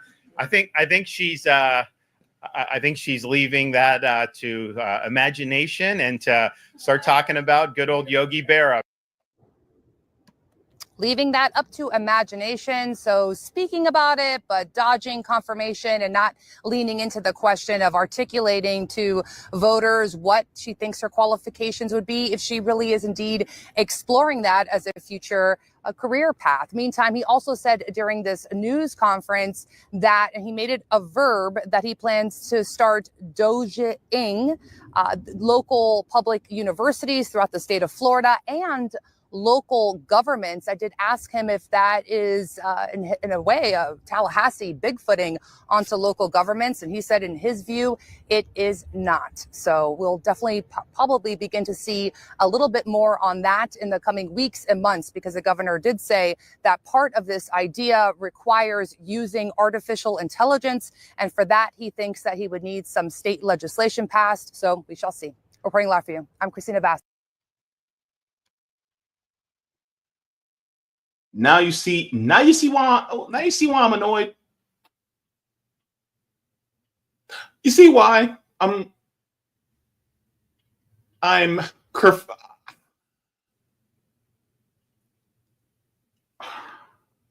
in an angry mood. I'm ornery.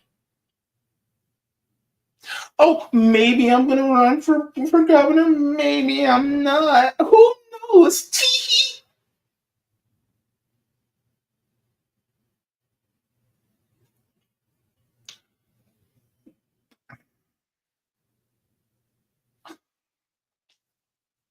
Making me itch. These people make me itch. Oh my God, these people make me itch. Look, let me tell you something. Either you are or you aren't. If you want, and here's the thing, she is. Because somebody who's definitely set on not running would say, nope, I'm not running for governor. And leave it at that. When somebody gives you the, well, I just leave it up to the voters to think, and blah blah blah blah blah, yakety smacky, blah, blah, blah, blah. You know what? That's what they do. Because they're trying to say, well, we may leave it up to the imagination. It ain't no damn imagination. If you are, you are. If you ain't, you ain't. Either you're in or you're out. It's just like what Mama used to say whenever, every single time you run in and outside the house. Either you're inside the house or you're outside the house. Stop running and swinging my screen door open all the live long day. Don't slam my screen door, number one. Number two, if it's hot outside, stop opening my door because you're letting all the cold air out. Either you're in or you're out. Casey DeSantis, are you in or are you out? I don't know. Maybe not. We'll see.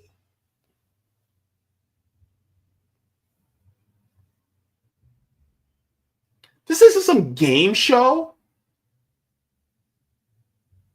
This isn't some reality TV.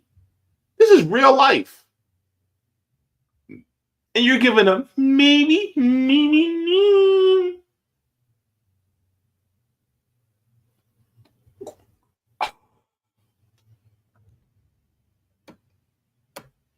And here's further evidence that, yeah, she's running. Why would Ron DeSantis do this? Ron DeSantis' team is urging Florida lobbyists not to back Representative Byron Donalds for governor. The pressure campaign comes as DeSantis' wife, Casey, considers jumping into the 2026 governor's race. Why would you be telling, if you already have somebody viable, and Trump is already saying, hey, I want this guy to be governor? Why would you be telling lobbyists to say, hey, don't back that? Unless you're trying to prepare a place for your wife. This is nepotism. I thought people like Ron DeSantis were all about merit-based system. So if it's merit-based, then why isn't the Casey DeSantis starting at the bottom, right? What is her background? Hang on.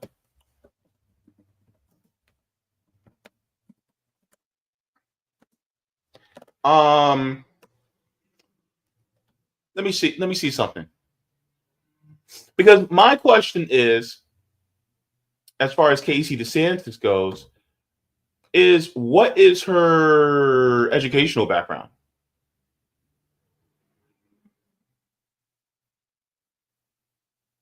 So she was in media. Okay, so let me see this. Hang on, and then we'll get back to that article. Because I'm like, if you want to go by the merit-based system, then you would, have her go up in the ranks in government. It says early in her career, DeSantis hosted the Golf Channel programs On the Tee and PGA Tour Today. She was also a local newscaster and anchor for WJXT in Jacksonville, Florida. She held several positions there, including assignment reporter, morning anchor, and police reporter.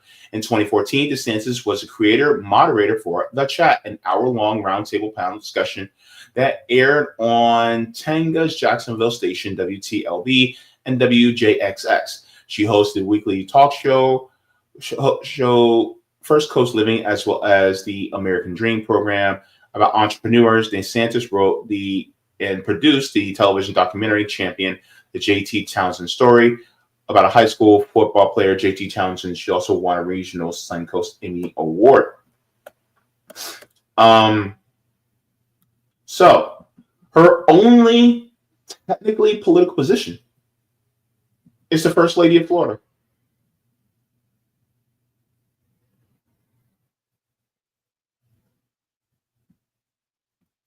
So she has no life outside of being First Lady of Florida as a political career. She wasn't anyone in city council. She wasn't anybody in county commission. She wasn't anybody in the Florida legislature in the Florida House. She wasn't anybody in the Florida Senate. She did not hold any public office whatsoever. And all because she's the governor's wife, she's going to run for governor. And because she has a name recognition and millions, if not billions of dollars behind her from corporations and real estate investors, she gets to run for governor. But you're all about merit. No, baby. No. This is nepotism. This is just as much nepotism as it was. Hell, at least Hillary Clinton, and trust me, I am no fan of Hillary Clinton, but at least Hillary Clinton was senator of New York before she ran for president. At least she got some public office, work done first. Right?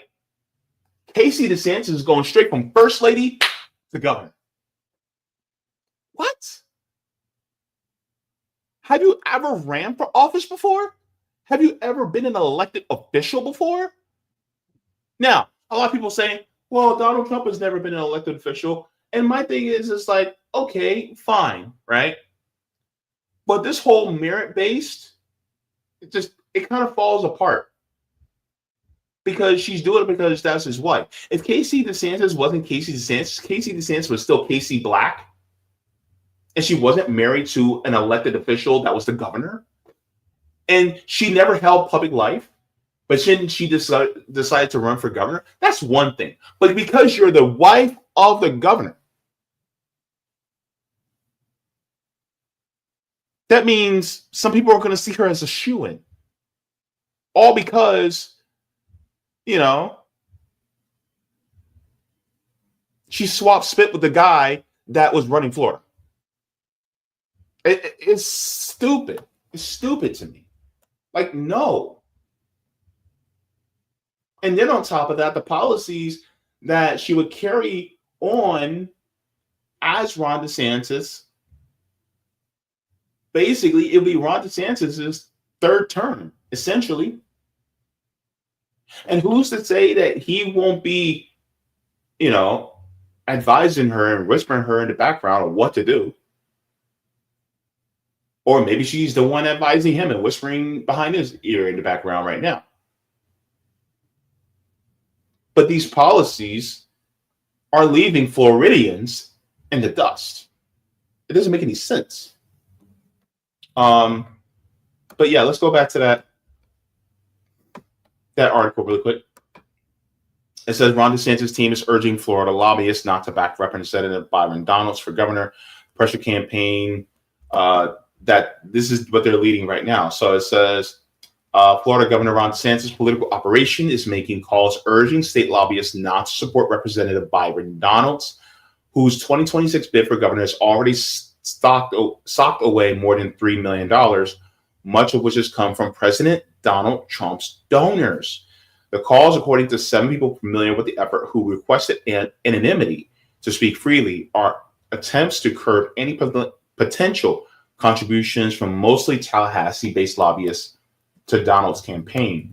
Donalds, who represents Southwest Florida District, announced his Trump-backed bid for governor last month, but there remains the prospects that DeSantis like Casey could also jump in the race, which would set up a heavyweight GOP primary and continue the long-running political proxy war between Trump and DeSantis. They're becoming a lot more aggressive with this thing progresses. There are no threats or anything direct like that, but come on. When you get a call for the governor or anyone around them in this sort of context, it's a message sender.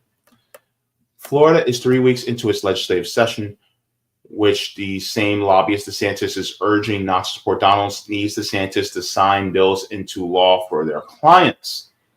There's a tension among many as they try to toe the line, signaling that they're with Donalds, as many will without incurring DeSantis' wrath. It says, in a term we keep hearing is keep your powder dry. The person said of how the request not to donate Donalds is being framed. Both DeSantis and Taryn Finsky, one of his top political staffers, have made some of the calls, according to one of the sources familiar with them. Finsky did not reply to the request seeking comment. So, now, it says Casey DeSantis has not yet said whether she plans to run formally for governor in 2026, but her husband has increasingly hyped her as a key part of his administration's success, and she has done nothing to publicly swat down the idea of a campaign when reporters have asked her about it. So, it says NBC News reported last month that Casey DeSantis was seriously considering running to replace her husband. A spokeswoman for the governor's political operation did not reply to request for comment. So here's the thing. Here's one of the benefits of Florida. Now, of course, there's, the devil's in the details about this. But thankfully, we did not pass taking public financing of state elections away in the last ballot initiative, thankfully. So if you decide to run for, I think it's either governor, lieutenant governor, or I think it's AG. I forget the third one. But you can get public financing of state elections, right? Which is a good thing. So if you're running third party, you can run third party and run for governor or independent.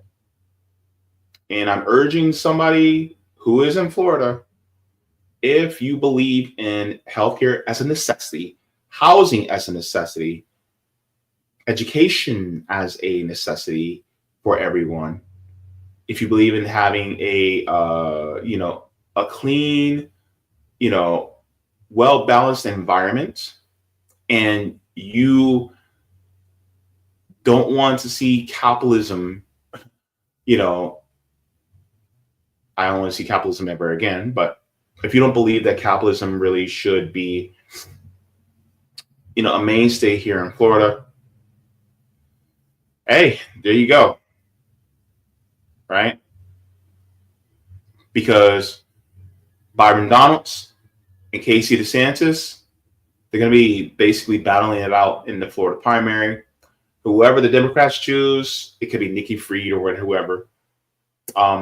They got them, but there needs to be a third party person or independent.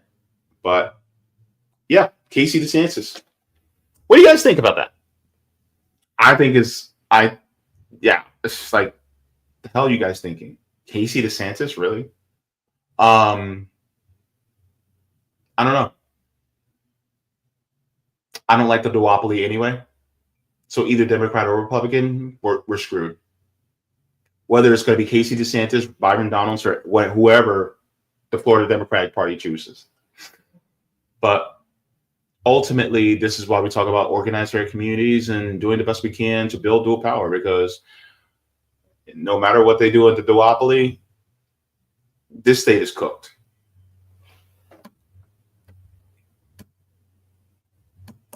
All right, go ahead and like the stream. Thank you so very much for everybody for tuning in. And thank you so very much. Let's go into the chats. Let me go into the Rumble chat. Looks like we're good on the Rumble chat. So we're good there. Let's go into the regular chat here.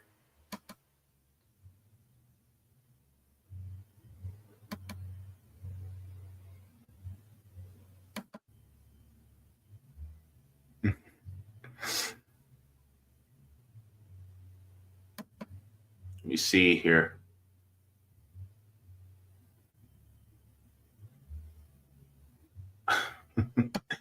Jacqueline says, I don't know, JB. I've been watching through your back catalog of live streams. You had some pretty big names on your channel, even when you started out. Oh, yeah, I've had some pretty good people. It's just, and I'm pretty fortunate, that I was able to get some of those people on. Hopefully I can get them back on again, but yeah, so I consider myself lucky in that way. Thank you very much. Wonder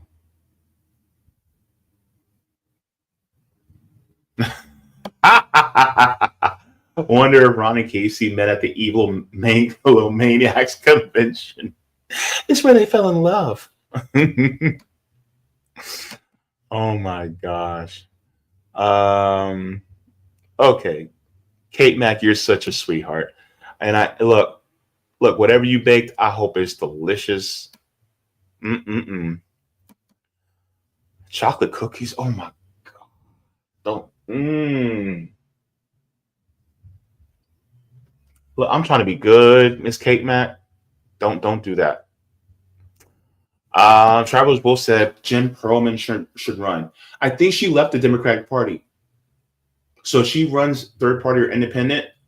I'd be willing to have Jen Perlman on. And if Jen Perlman sees this, it's like, yeah, I mean, if you plan on running for governor, outside of duopoly, then I'll have you on. We'll talk. You know what I'm saying? Because I think I heard that Jen Perlman voted for Jill Stein. I think I heard that she did. So, hey, I'm willing to have her on. I got to reach out. Let me see. I forgot I just said that. What in the syrup? Oh my goodness. Let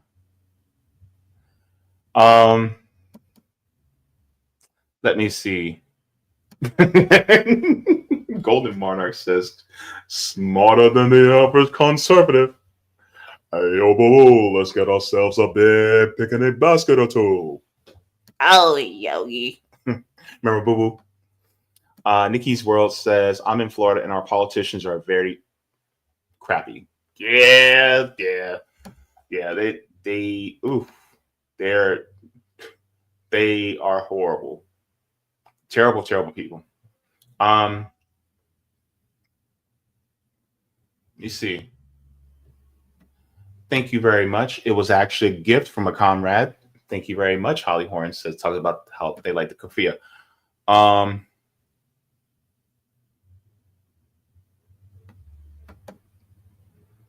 You see.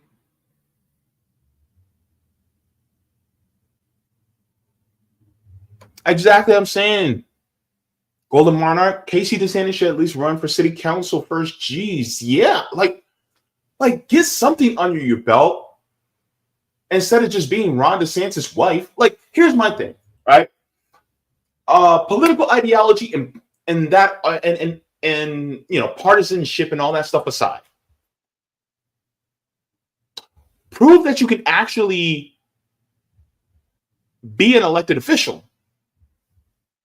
Get some accolades under your belt, right? Don't just be known as somebody that can read a teleprompter. Actually do the work of actually being on the ground and being held liable to constituents. Because just being the wife of a politician does not, well, let's say, how does that make you qualified? Right? And my thing is, it's like, you're using this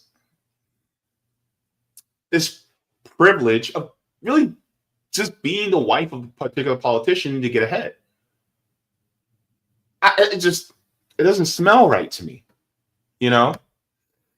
Ariel, super to see you. All right.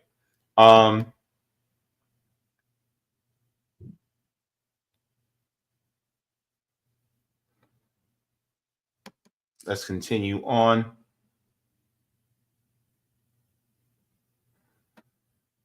Travelers Wolf says, when political class are so corrupt, you need an outsider to change things. Hence, name recognition matters. That's also true.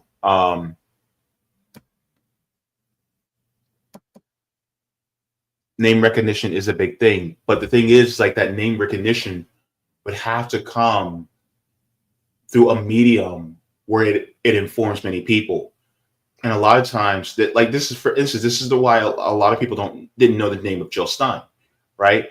Because even though she was traversing all over the country, the big outlets that cover many people didn't have her on.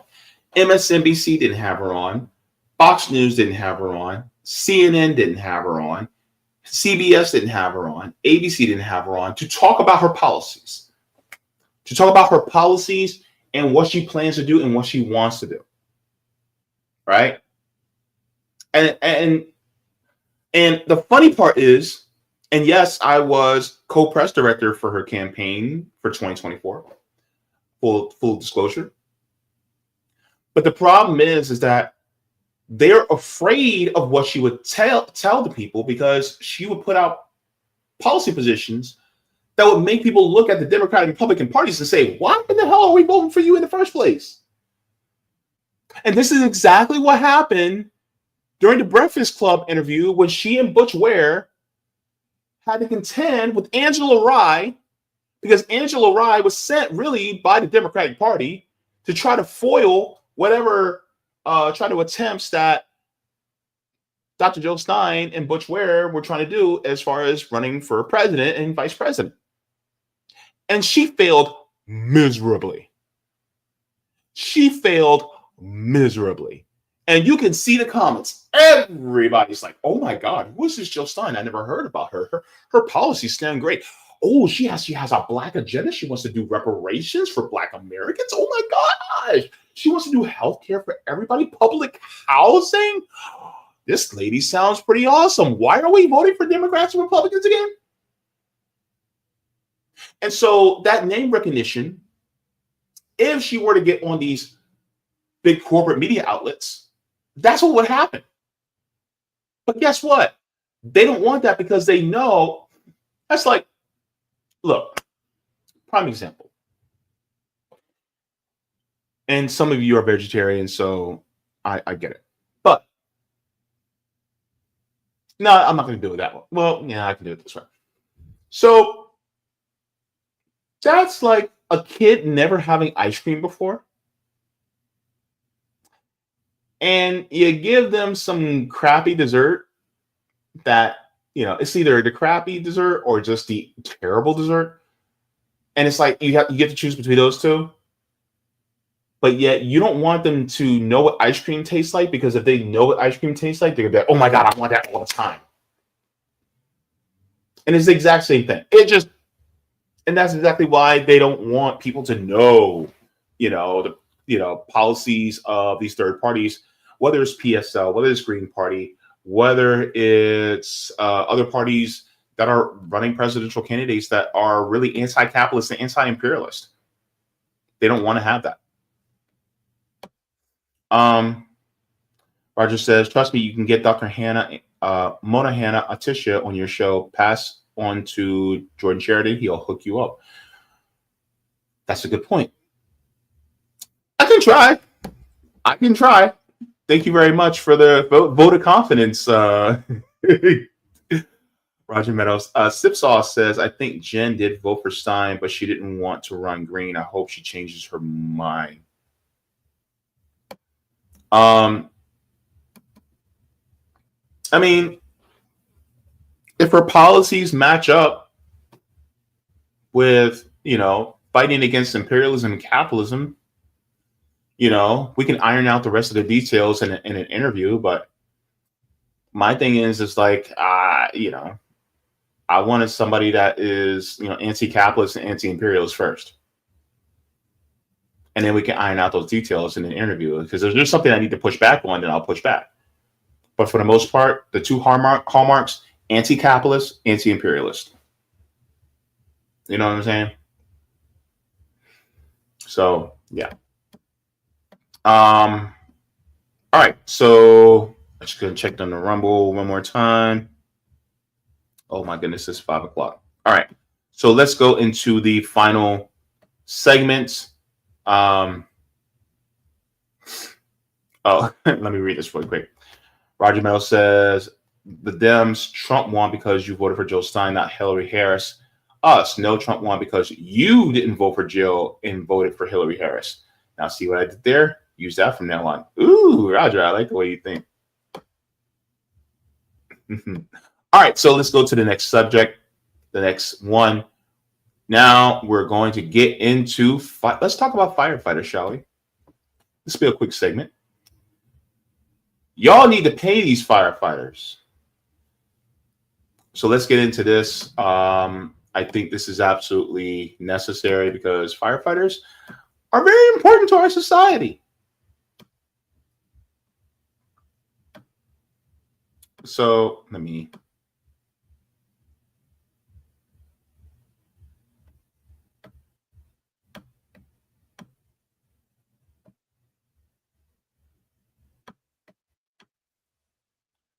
All right, so let's get into it right now. So firefighters are a very important part of our modern society today. They are a completely publicly funded institution that keeps us safe, not just from fighting fires, but also when we have car accidents or things like that, or if there's any type of natural disaster, firefighters are there. We're having medical emergencies like I did, right? A few weeks ago, about a month ago, really. Firefighters were there. Shout out to the Orlando Fire Department because you guys did the damn thing and you guys actually got me to the hospital very quickly, even though I had a temperature of 103 and I was suffering from an infection. Thank you. With that being said, firefighters in the state of Florida could get paid better.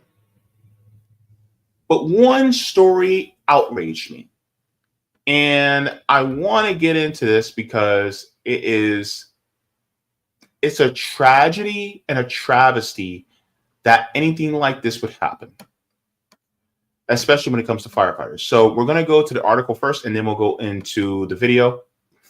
But I think this is important that we need to talk about because when it comes to our institutions like firefighters, we can't let this go by the wayside because this means people's lives. That's not what I want. Hang on. Sorry. It went to the wrong one. Let's go to the right one. There we go. All right. Wait, what?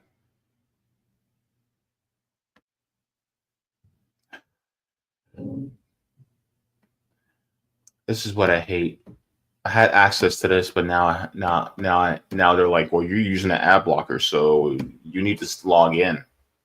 No, I'm not logging in. Oh, yeah. All right.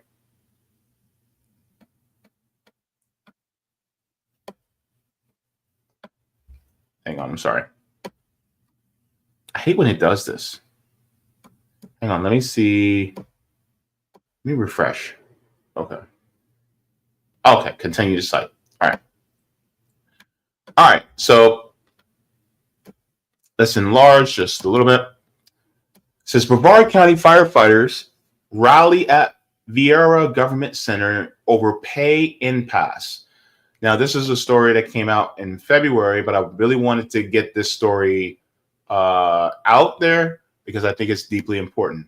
If you look at this, well, it's part of a video, but it's firefighters standing out saying that they're understaffed and underpaid. These are literally people who are saving lives day in and day out. It says firefighters and their families clad in yellow t-shirts arrive at the Brevard County Government Center Thursday to decry the pay and working conditions that have led to a prolonged contract dispute between the union and the county. Around 100 people turned out Thursday to support the union as they bargained for better pay and hours, waving signs outside with slogans like "Support your firefighters like your life depends on it." The firefighters union says there are so many firefighters have left the agency over the poor working conditions and public safety is at risk. Brevard County's fire rescue leadership also organized a public negotiation meeting with the union to be held at the government center Thursday morning at the same time as their rally. Firefighters union leaders said its attorneys were not available for the Thursday meeting, which is announced on Tuesday. It says while Fire Chief Patrick Voltaire and the other members of the BCFR leadership were upstairs in the county government meeting room, the firefighters themselves were on the sidewalks along with Judge Fran Jameson Way, being greeted by supportive honks from passing drivers as they call for better treatment. County spokesman Don Walker said Brevard's legal team and the Brevard County Fire, BCFR leadership had offered to schedule the meeting around the union's availability. When they did not receive word back about more convenient time, Walker said that the county went forward with the schedule of the negotiation on Thursday to estimate way as a way to make themselves available. Says the negotiations between county and the union are scheduled to go before an arbitrator early in March.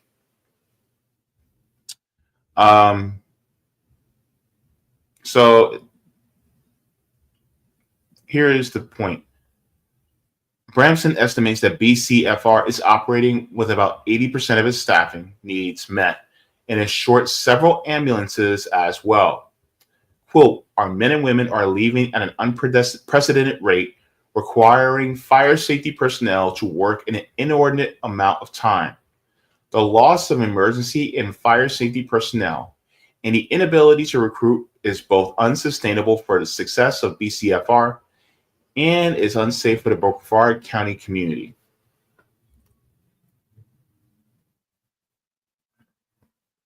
And this is from a firefighter EMT says named David Van Meer Breeden. Talks about the misconceptions of being a firefighter. He says people think it's kind of a job that you can get and support a family on, and that's just not the case. He's been on the job less than 2 years. Says he regularly advised by more veteran firefighters to leave the agency. Older guys are always telling me I should leave. This is not sustainable.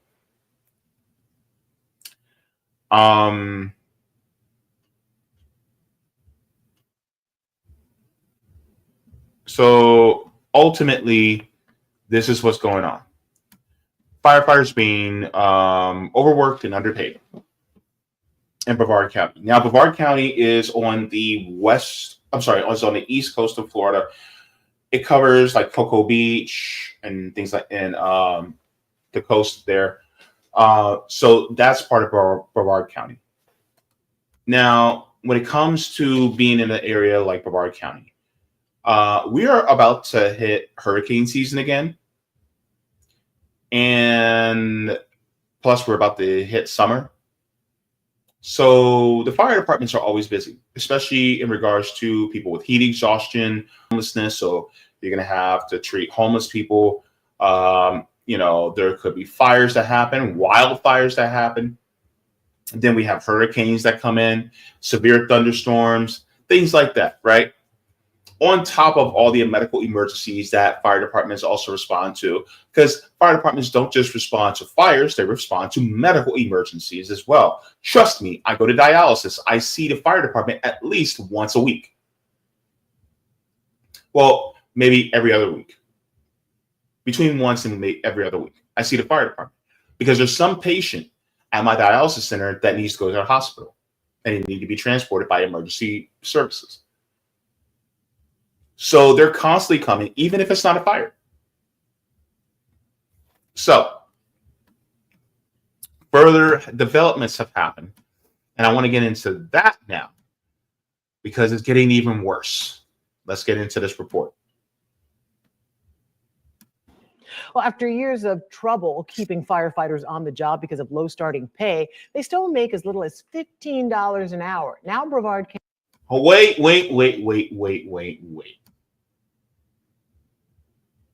Firefighters, the people, and by their profession, at least in the state of Florida, all firefighters are also paramedics. And you mean to tell me that these people who literally are tasked with saving our lives are only making $15 an hour?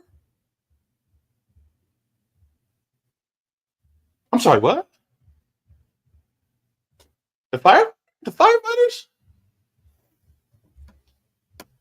We'll talk about that more in a second. Let's continue. County has reached an unfortunate milestone. We have uncovered the issue. We have covered the issue for a while, most recently in the summer when people rallied for better wages. Some of the same firefighters rallying then are not there anymore. News 6's JamesBFauntleroy picks up his coverage with a sad and what's feared could be a dangerous consequence of poor pay. So all year here at the County Government Center, retired firefighter Christina Fleming has been making it very clear to county commissioners how many firefighters are leaving because of issues like low pay. Christina, it's now at more than 100 this year? Yes, we're at 108 that we've lost this year. And in the field, it's a total of 95. And that's roughly 20% of your workforce that has left so far. Back when I started it, over 100 firefighters have left, have quit, because this pay is unsustainable. You cannot, just even from a moral perspective, not just a self-preservation perspective, you cannot pay firefighters these pittances and expect them to be able to continue. $15 an hour to be a firefighter? Are you out of your firefighting mind? Look, hold up. I had to do the math. So, firefighters here in Florida typically work 24 hours on, 48 hours off, right? So let's say on Monday they work 24 hours, right? Then on Tuesday and Wednesday they're off those 48 hours, right? Then they're back to work on Thursday. So they work another 24 hours. Then they're off Friday and Saturday, right? But then they work Sunday. So it's 24 hours on, 48 hours off. So they work 3 24-hour days, right? So that's about 72 hours a week. That's 72 hours a week that they work, right? That means that is 40 hours of work at $15 an hour. plus the $22.50 of overtime at 32 hours. And so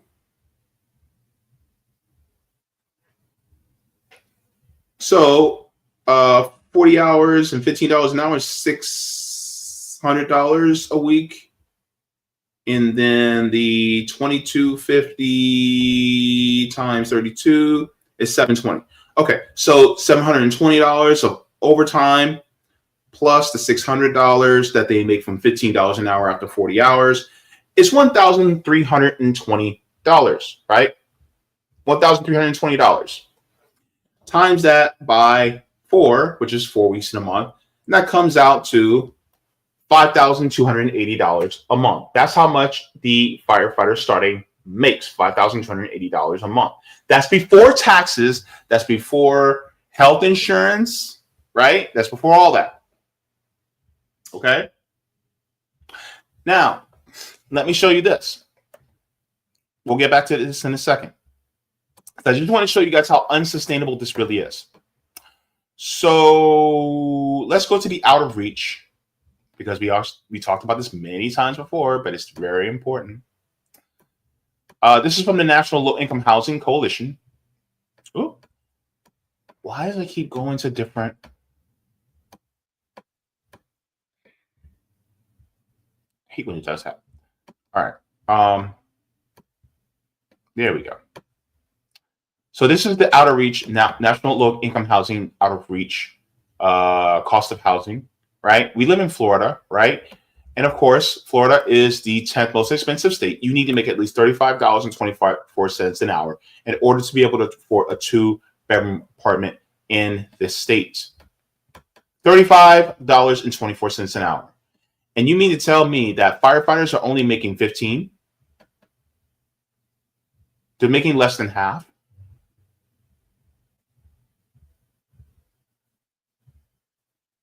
That's crazy.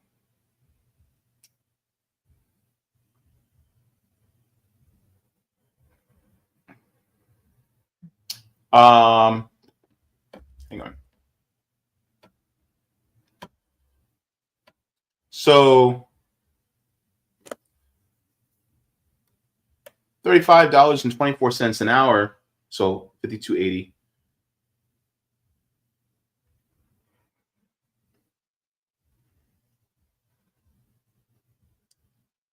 So that comes out to per month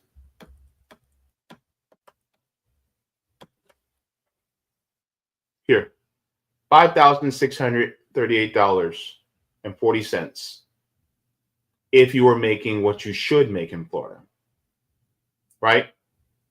That's about $400 less. And they're working 72 hours a week just to make $400 less than what you should be making in order to be able to afford a 2-bedroom apartment. Which means that firefighters, even though they're working 32 hours of overtime each week, they are getting not enough to be able to afford a 2-bedroom apartment. They're still struggling. They're still struggling. That's sad. That's sick. I don't care what anybody thinks. Let's continue. Channel 6, firefighters told me it was about 60 who left in a year. Now, that was in 2016. So 8 years later, to be over 100. I imagine it's the same fear for firefighters that this could affect people at home when they have an emergency. Yes, what you're going to get is tired firefighters because they're all being mandatory to work or just picking up that voluntary overtime to compensate the pay. As contract negotiations are ongoing, what solutions would you like to see come out of this? I'd like to see higher pay right at the beginning of the contract and then 24/72. So that's 24 hours on, 72 hours off. That is a great work-life balance that a lot of fire departments in the state of Florida are going to. I got an up. So you mean to tell me they're not even doing 24 hours on, 48 hours off? which means that some of these firefighters aren't really making as much overtime as I calculated, which means that they're making even less than that per month. Hold up, let me say something. Firefighters, paramedics, EMTs, and really just anybody in general should not have to struggle to have housing, healthcare, food, education, clean water, utilities, and the ability to have leisure time. Nobody should, first of all. But it's also adding insult to injury that you have the very people who are tasked with saving our lives in this country, who work day in and day out, who sleep in firehouses, and if an emergency happens at 4 a.m. in the morning while they're still sleeping, they got to wake up and come out to save our asses. And yet you mean to tell me that these people are still struggling?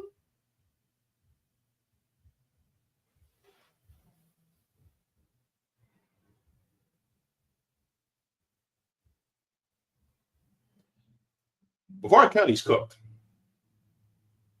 This county is cooked. This state is cooked. Update from the county on negotiations, and they told me that they're thinking of holding a workshop. It would be open to the public. There's no date yet. Meanwhile, in one of the counties that Brevard firefighters are leaving for, Osceola, the state fire marshal director commented on retention and pay. Here's what Joanne Rice had to say about helping firefighters all over Florida.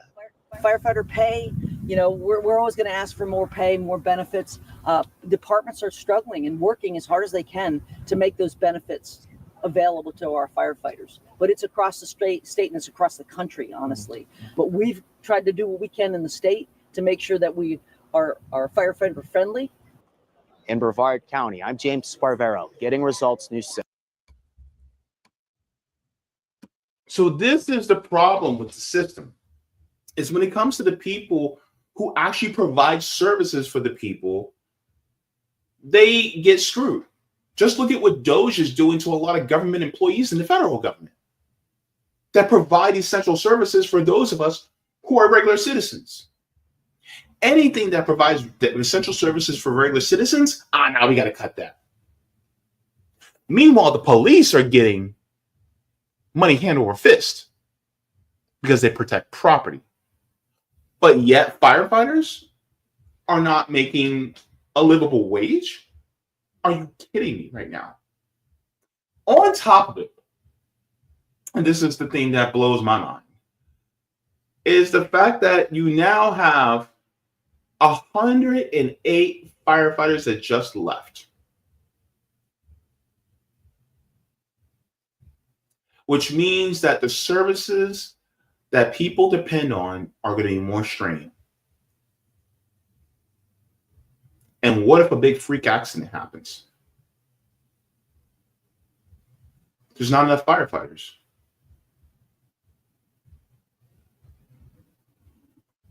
And so this is one of the reasons why we have to change the system. Because it's putting us all at risk. It's putting you, it's putting me, it's putting our parents, it's putting our kids, it's putting our siblings, it's putting our friends and family, it's putting us all at risk. And so, when it comes to local, you need to pay attention, because if you live in Brevard County, you need to know that 100 of your firefighters in your county had just walked out the door. All because they're only getting $15 an hour. Listen, look at what your local government is doing and focus on what's going on in your city.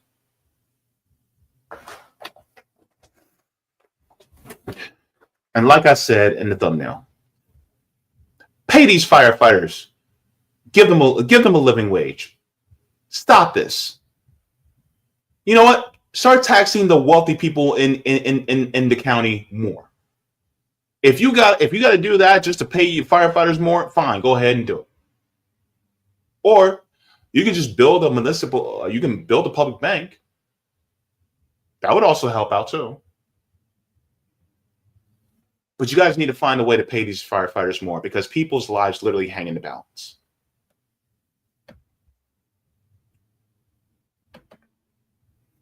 All right. Thank you very much to everybody for this. I'm going to go through the comments really fast because I'm running late. But thank you so very much. I'm going to check on the Rumble because I am way past my heart out because I'm long-winded. But okay. Looks like we're good there. Okay. All righty.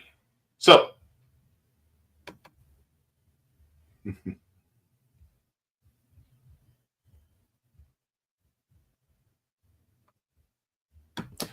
Edward says, I think firefighters' jobs are more dangerous than police officers. Cops serve the elites. Firefighters should get paid more. Agreed.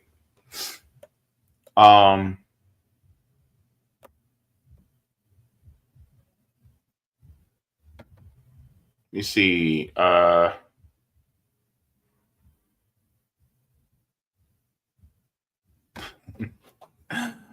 Jacqueline says the fire brigade is called even if someone gets their toes stuck in the bathtub.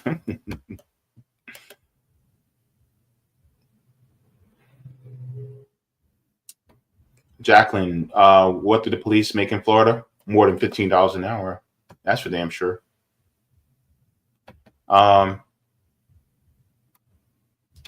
Kate Mack says they risk their lives every day for $15 an hour. I'd leave too. Yeah.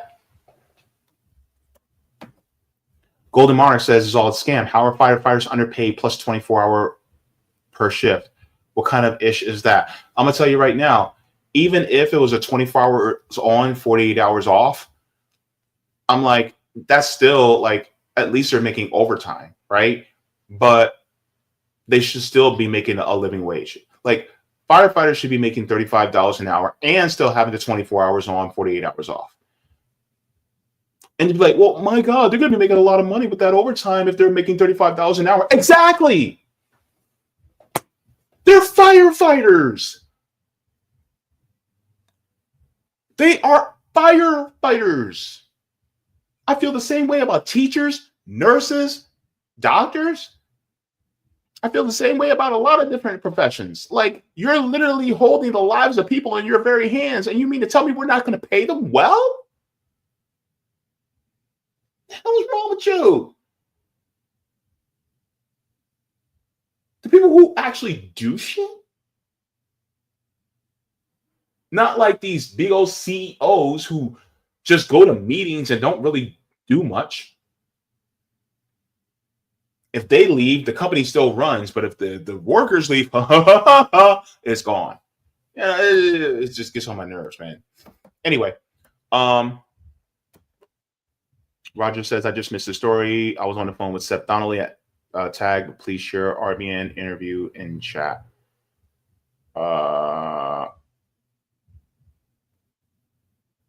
Yeah, I have to get going because I'm literally like, I literally have a show to be on in like 4 minutes.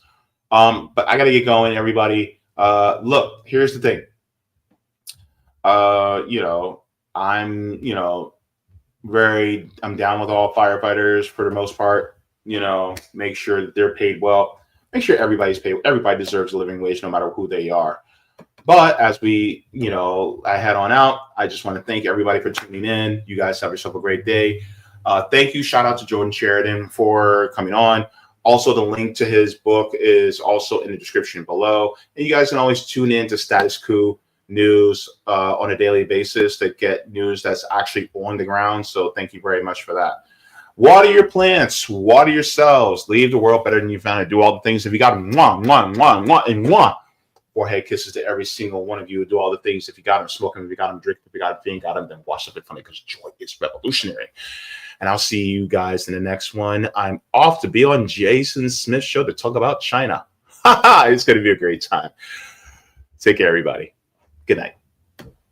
Thank you so very much for watching my channel, and I deeply appreciate it from the top and bottom of my heart. If you wish to support the channel further so I can keep bringing you content that is educational and informative, you can become a patron on patreon.com/Jaybefaunt. You can find that link in the pinned comment or in the description below. No matter what you give, you'll be supporting independent media and education that helps make the world better. Thank you so much. and you can watch more of my content here. Mwah. Forehead kisses, and have a beautiful day.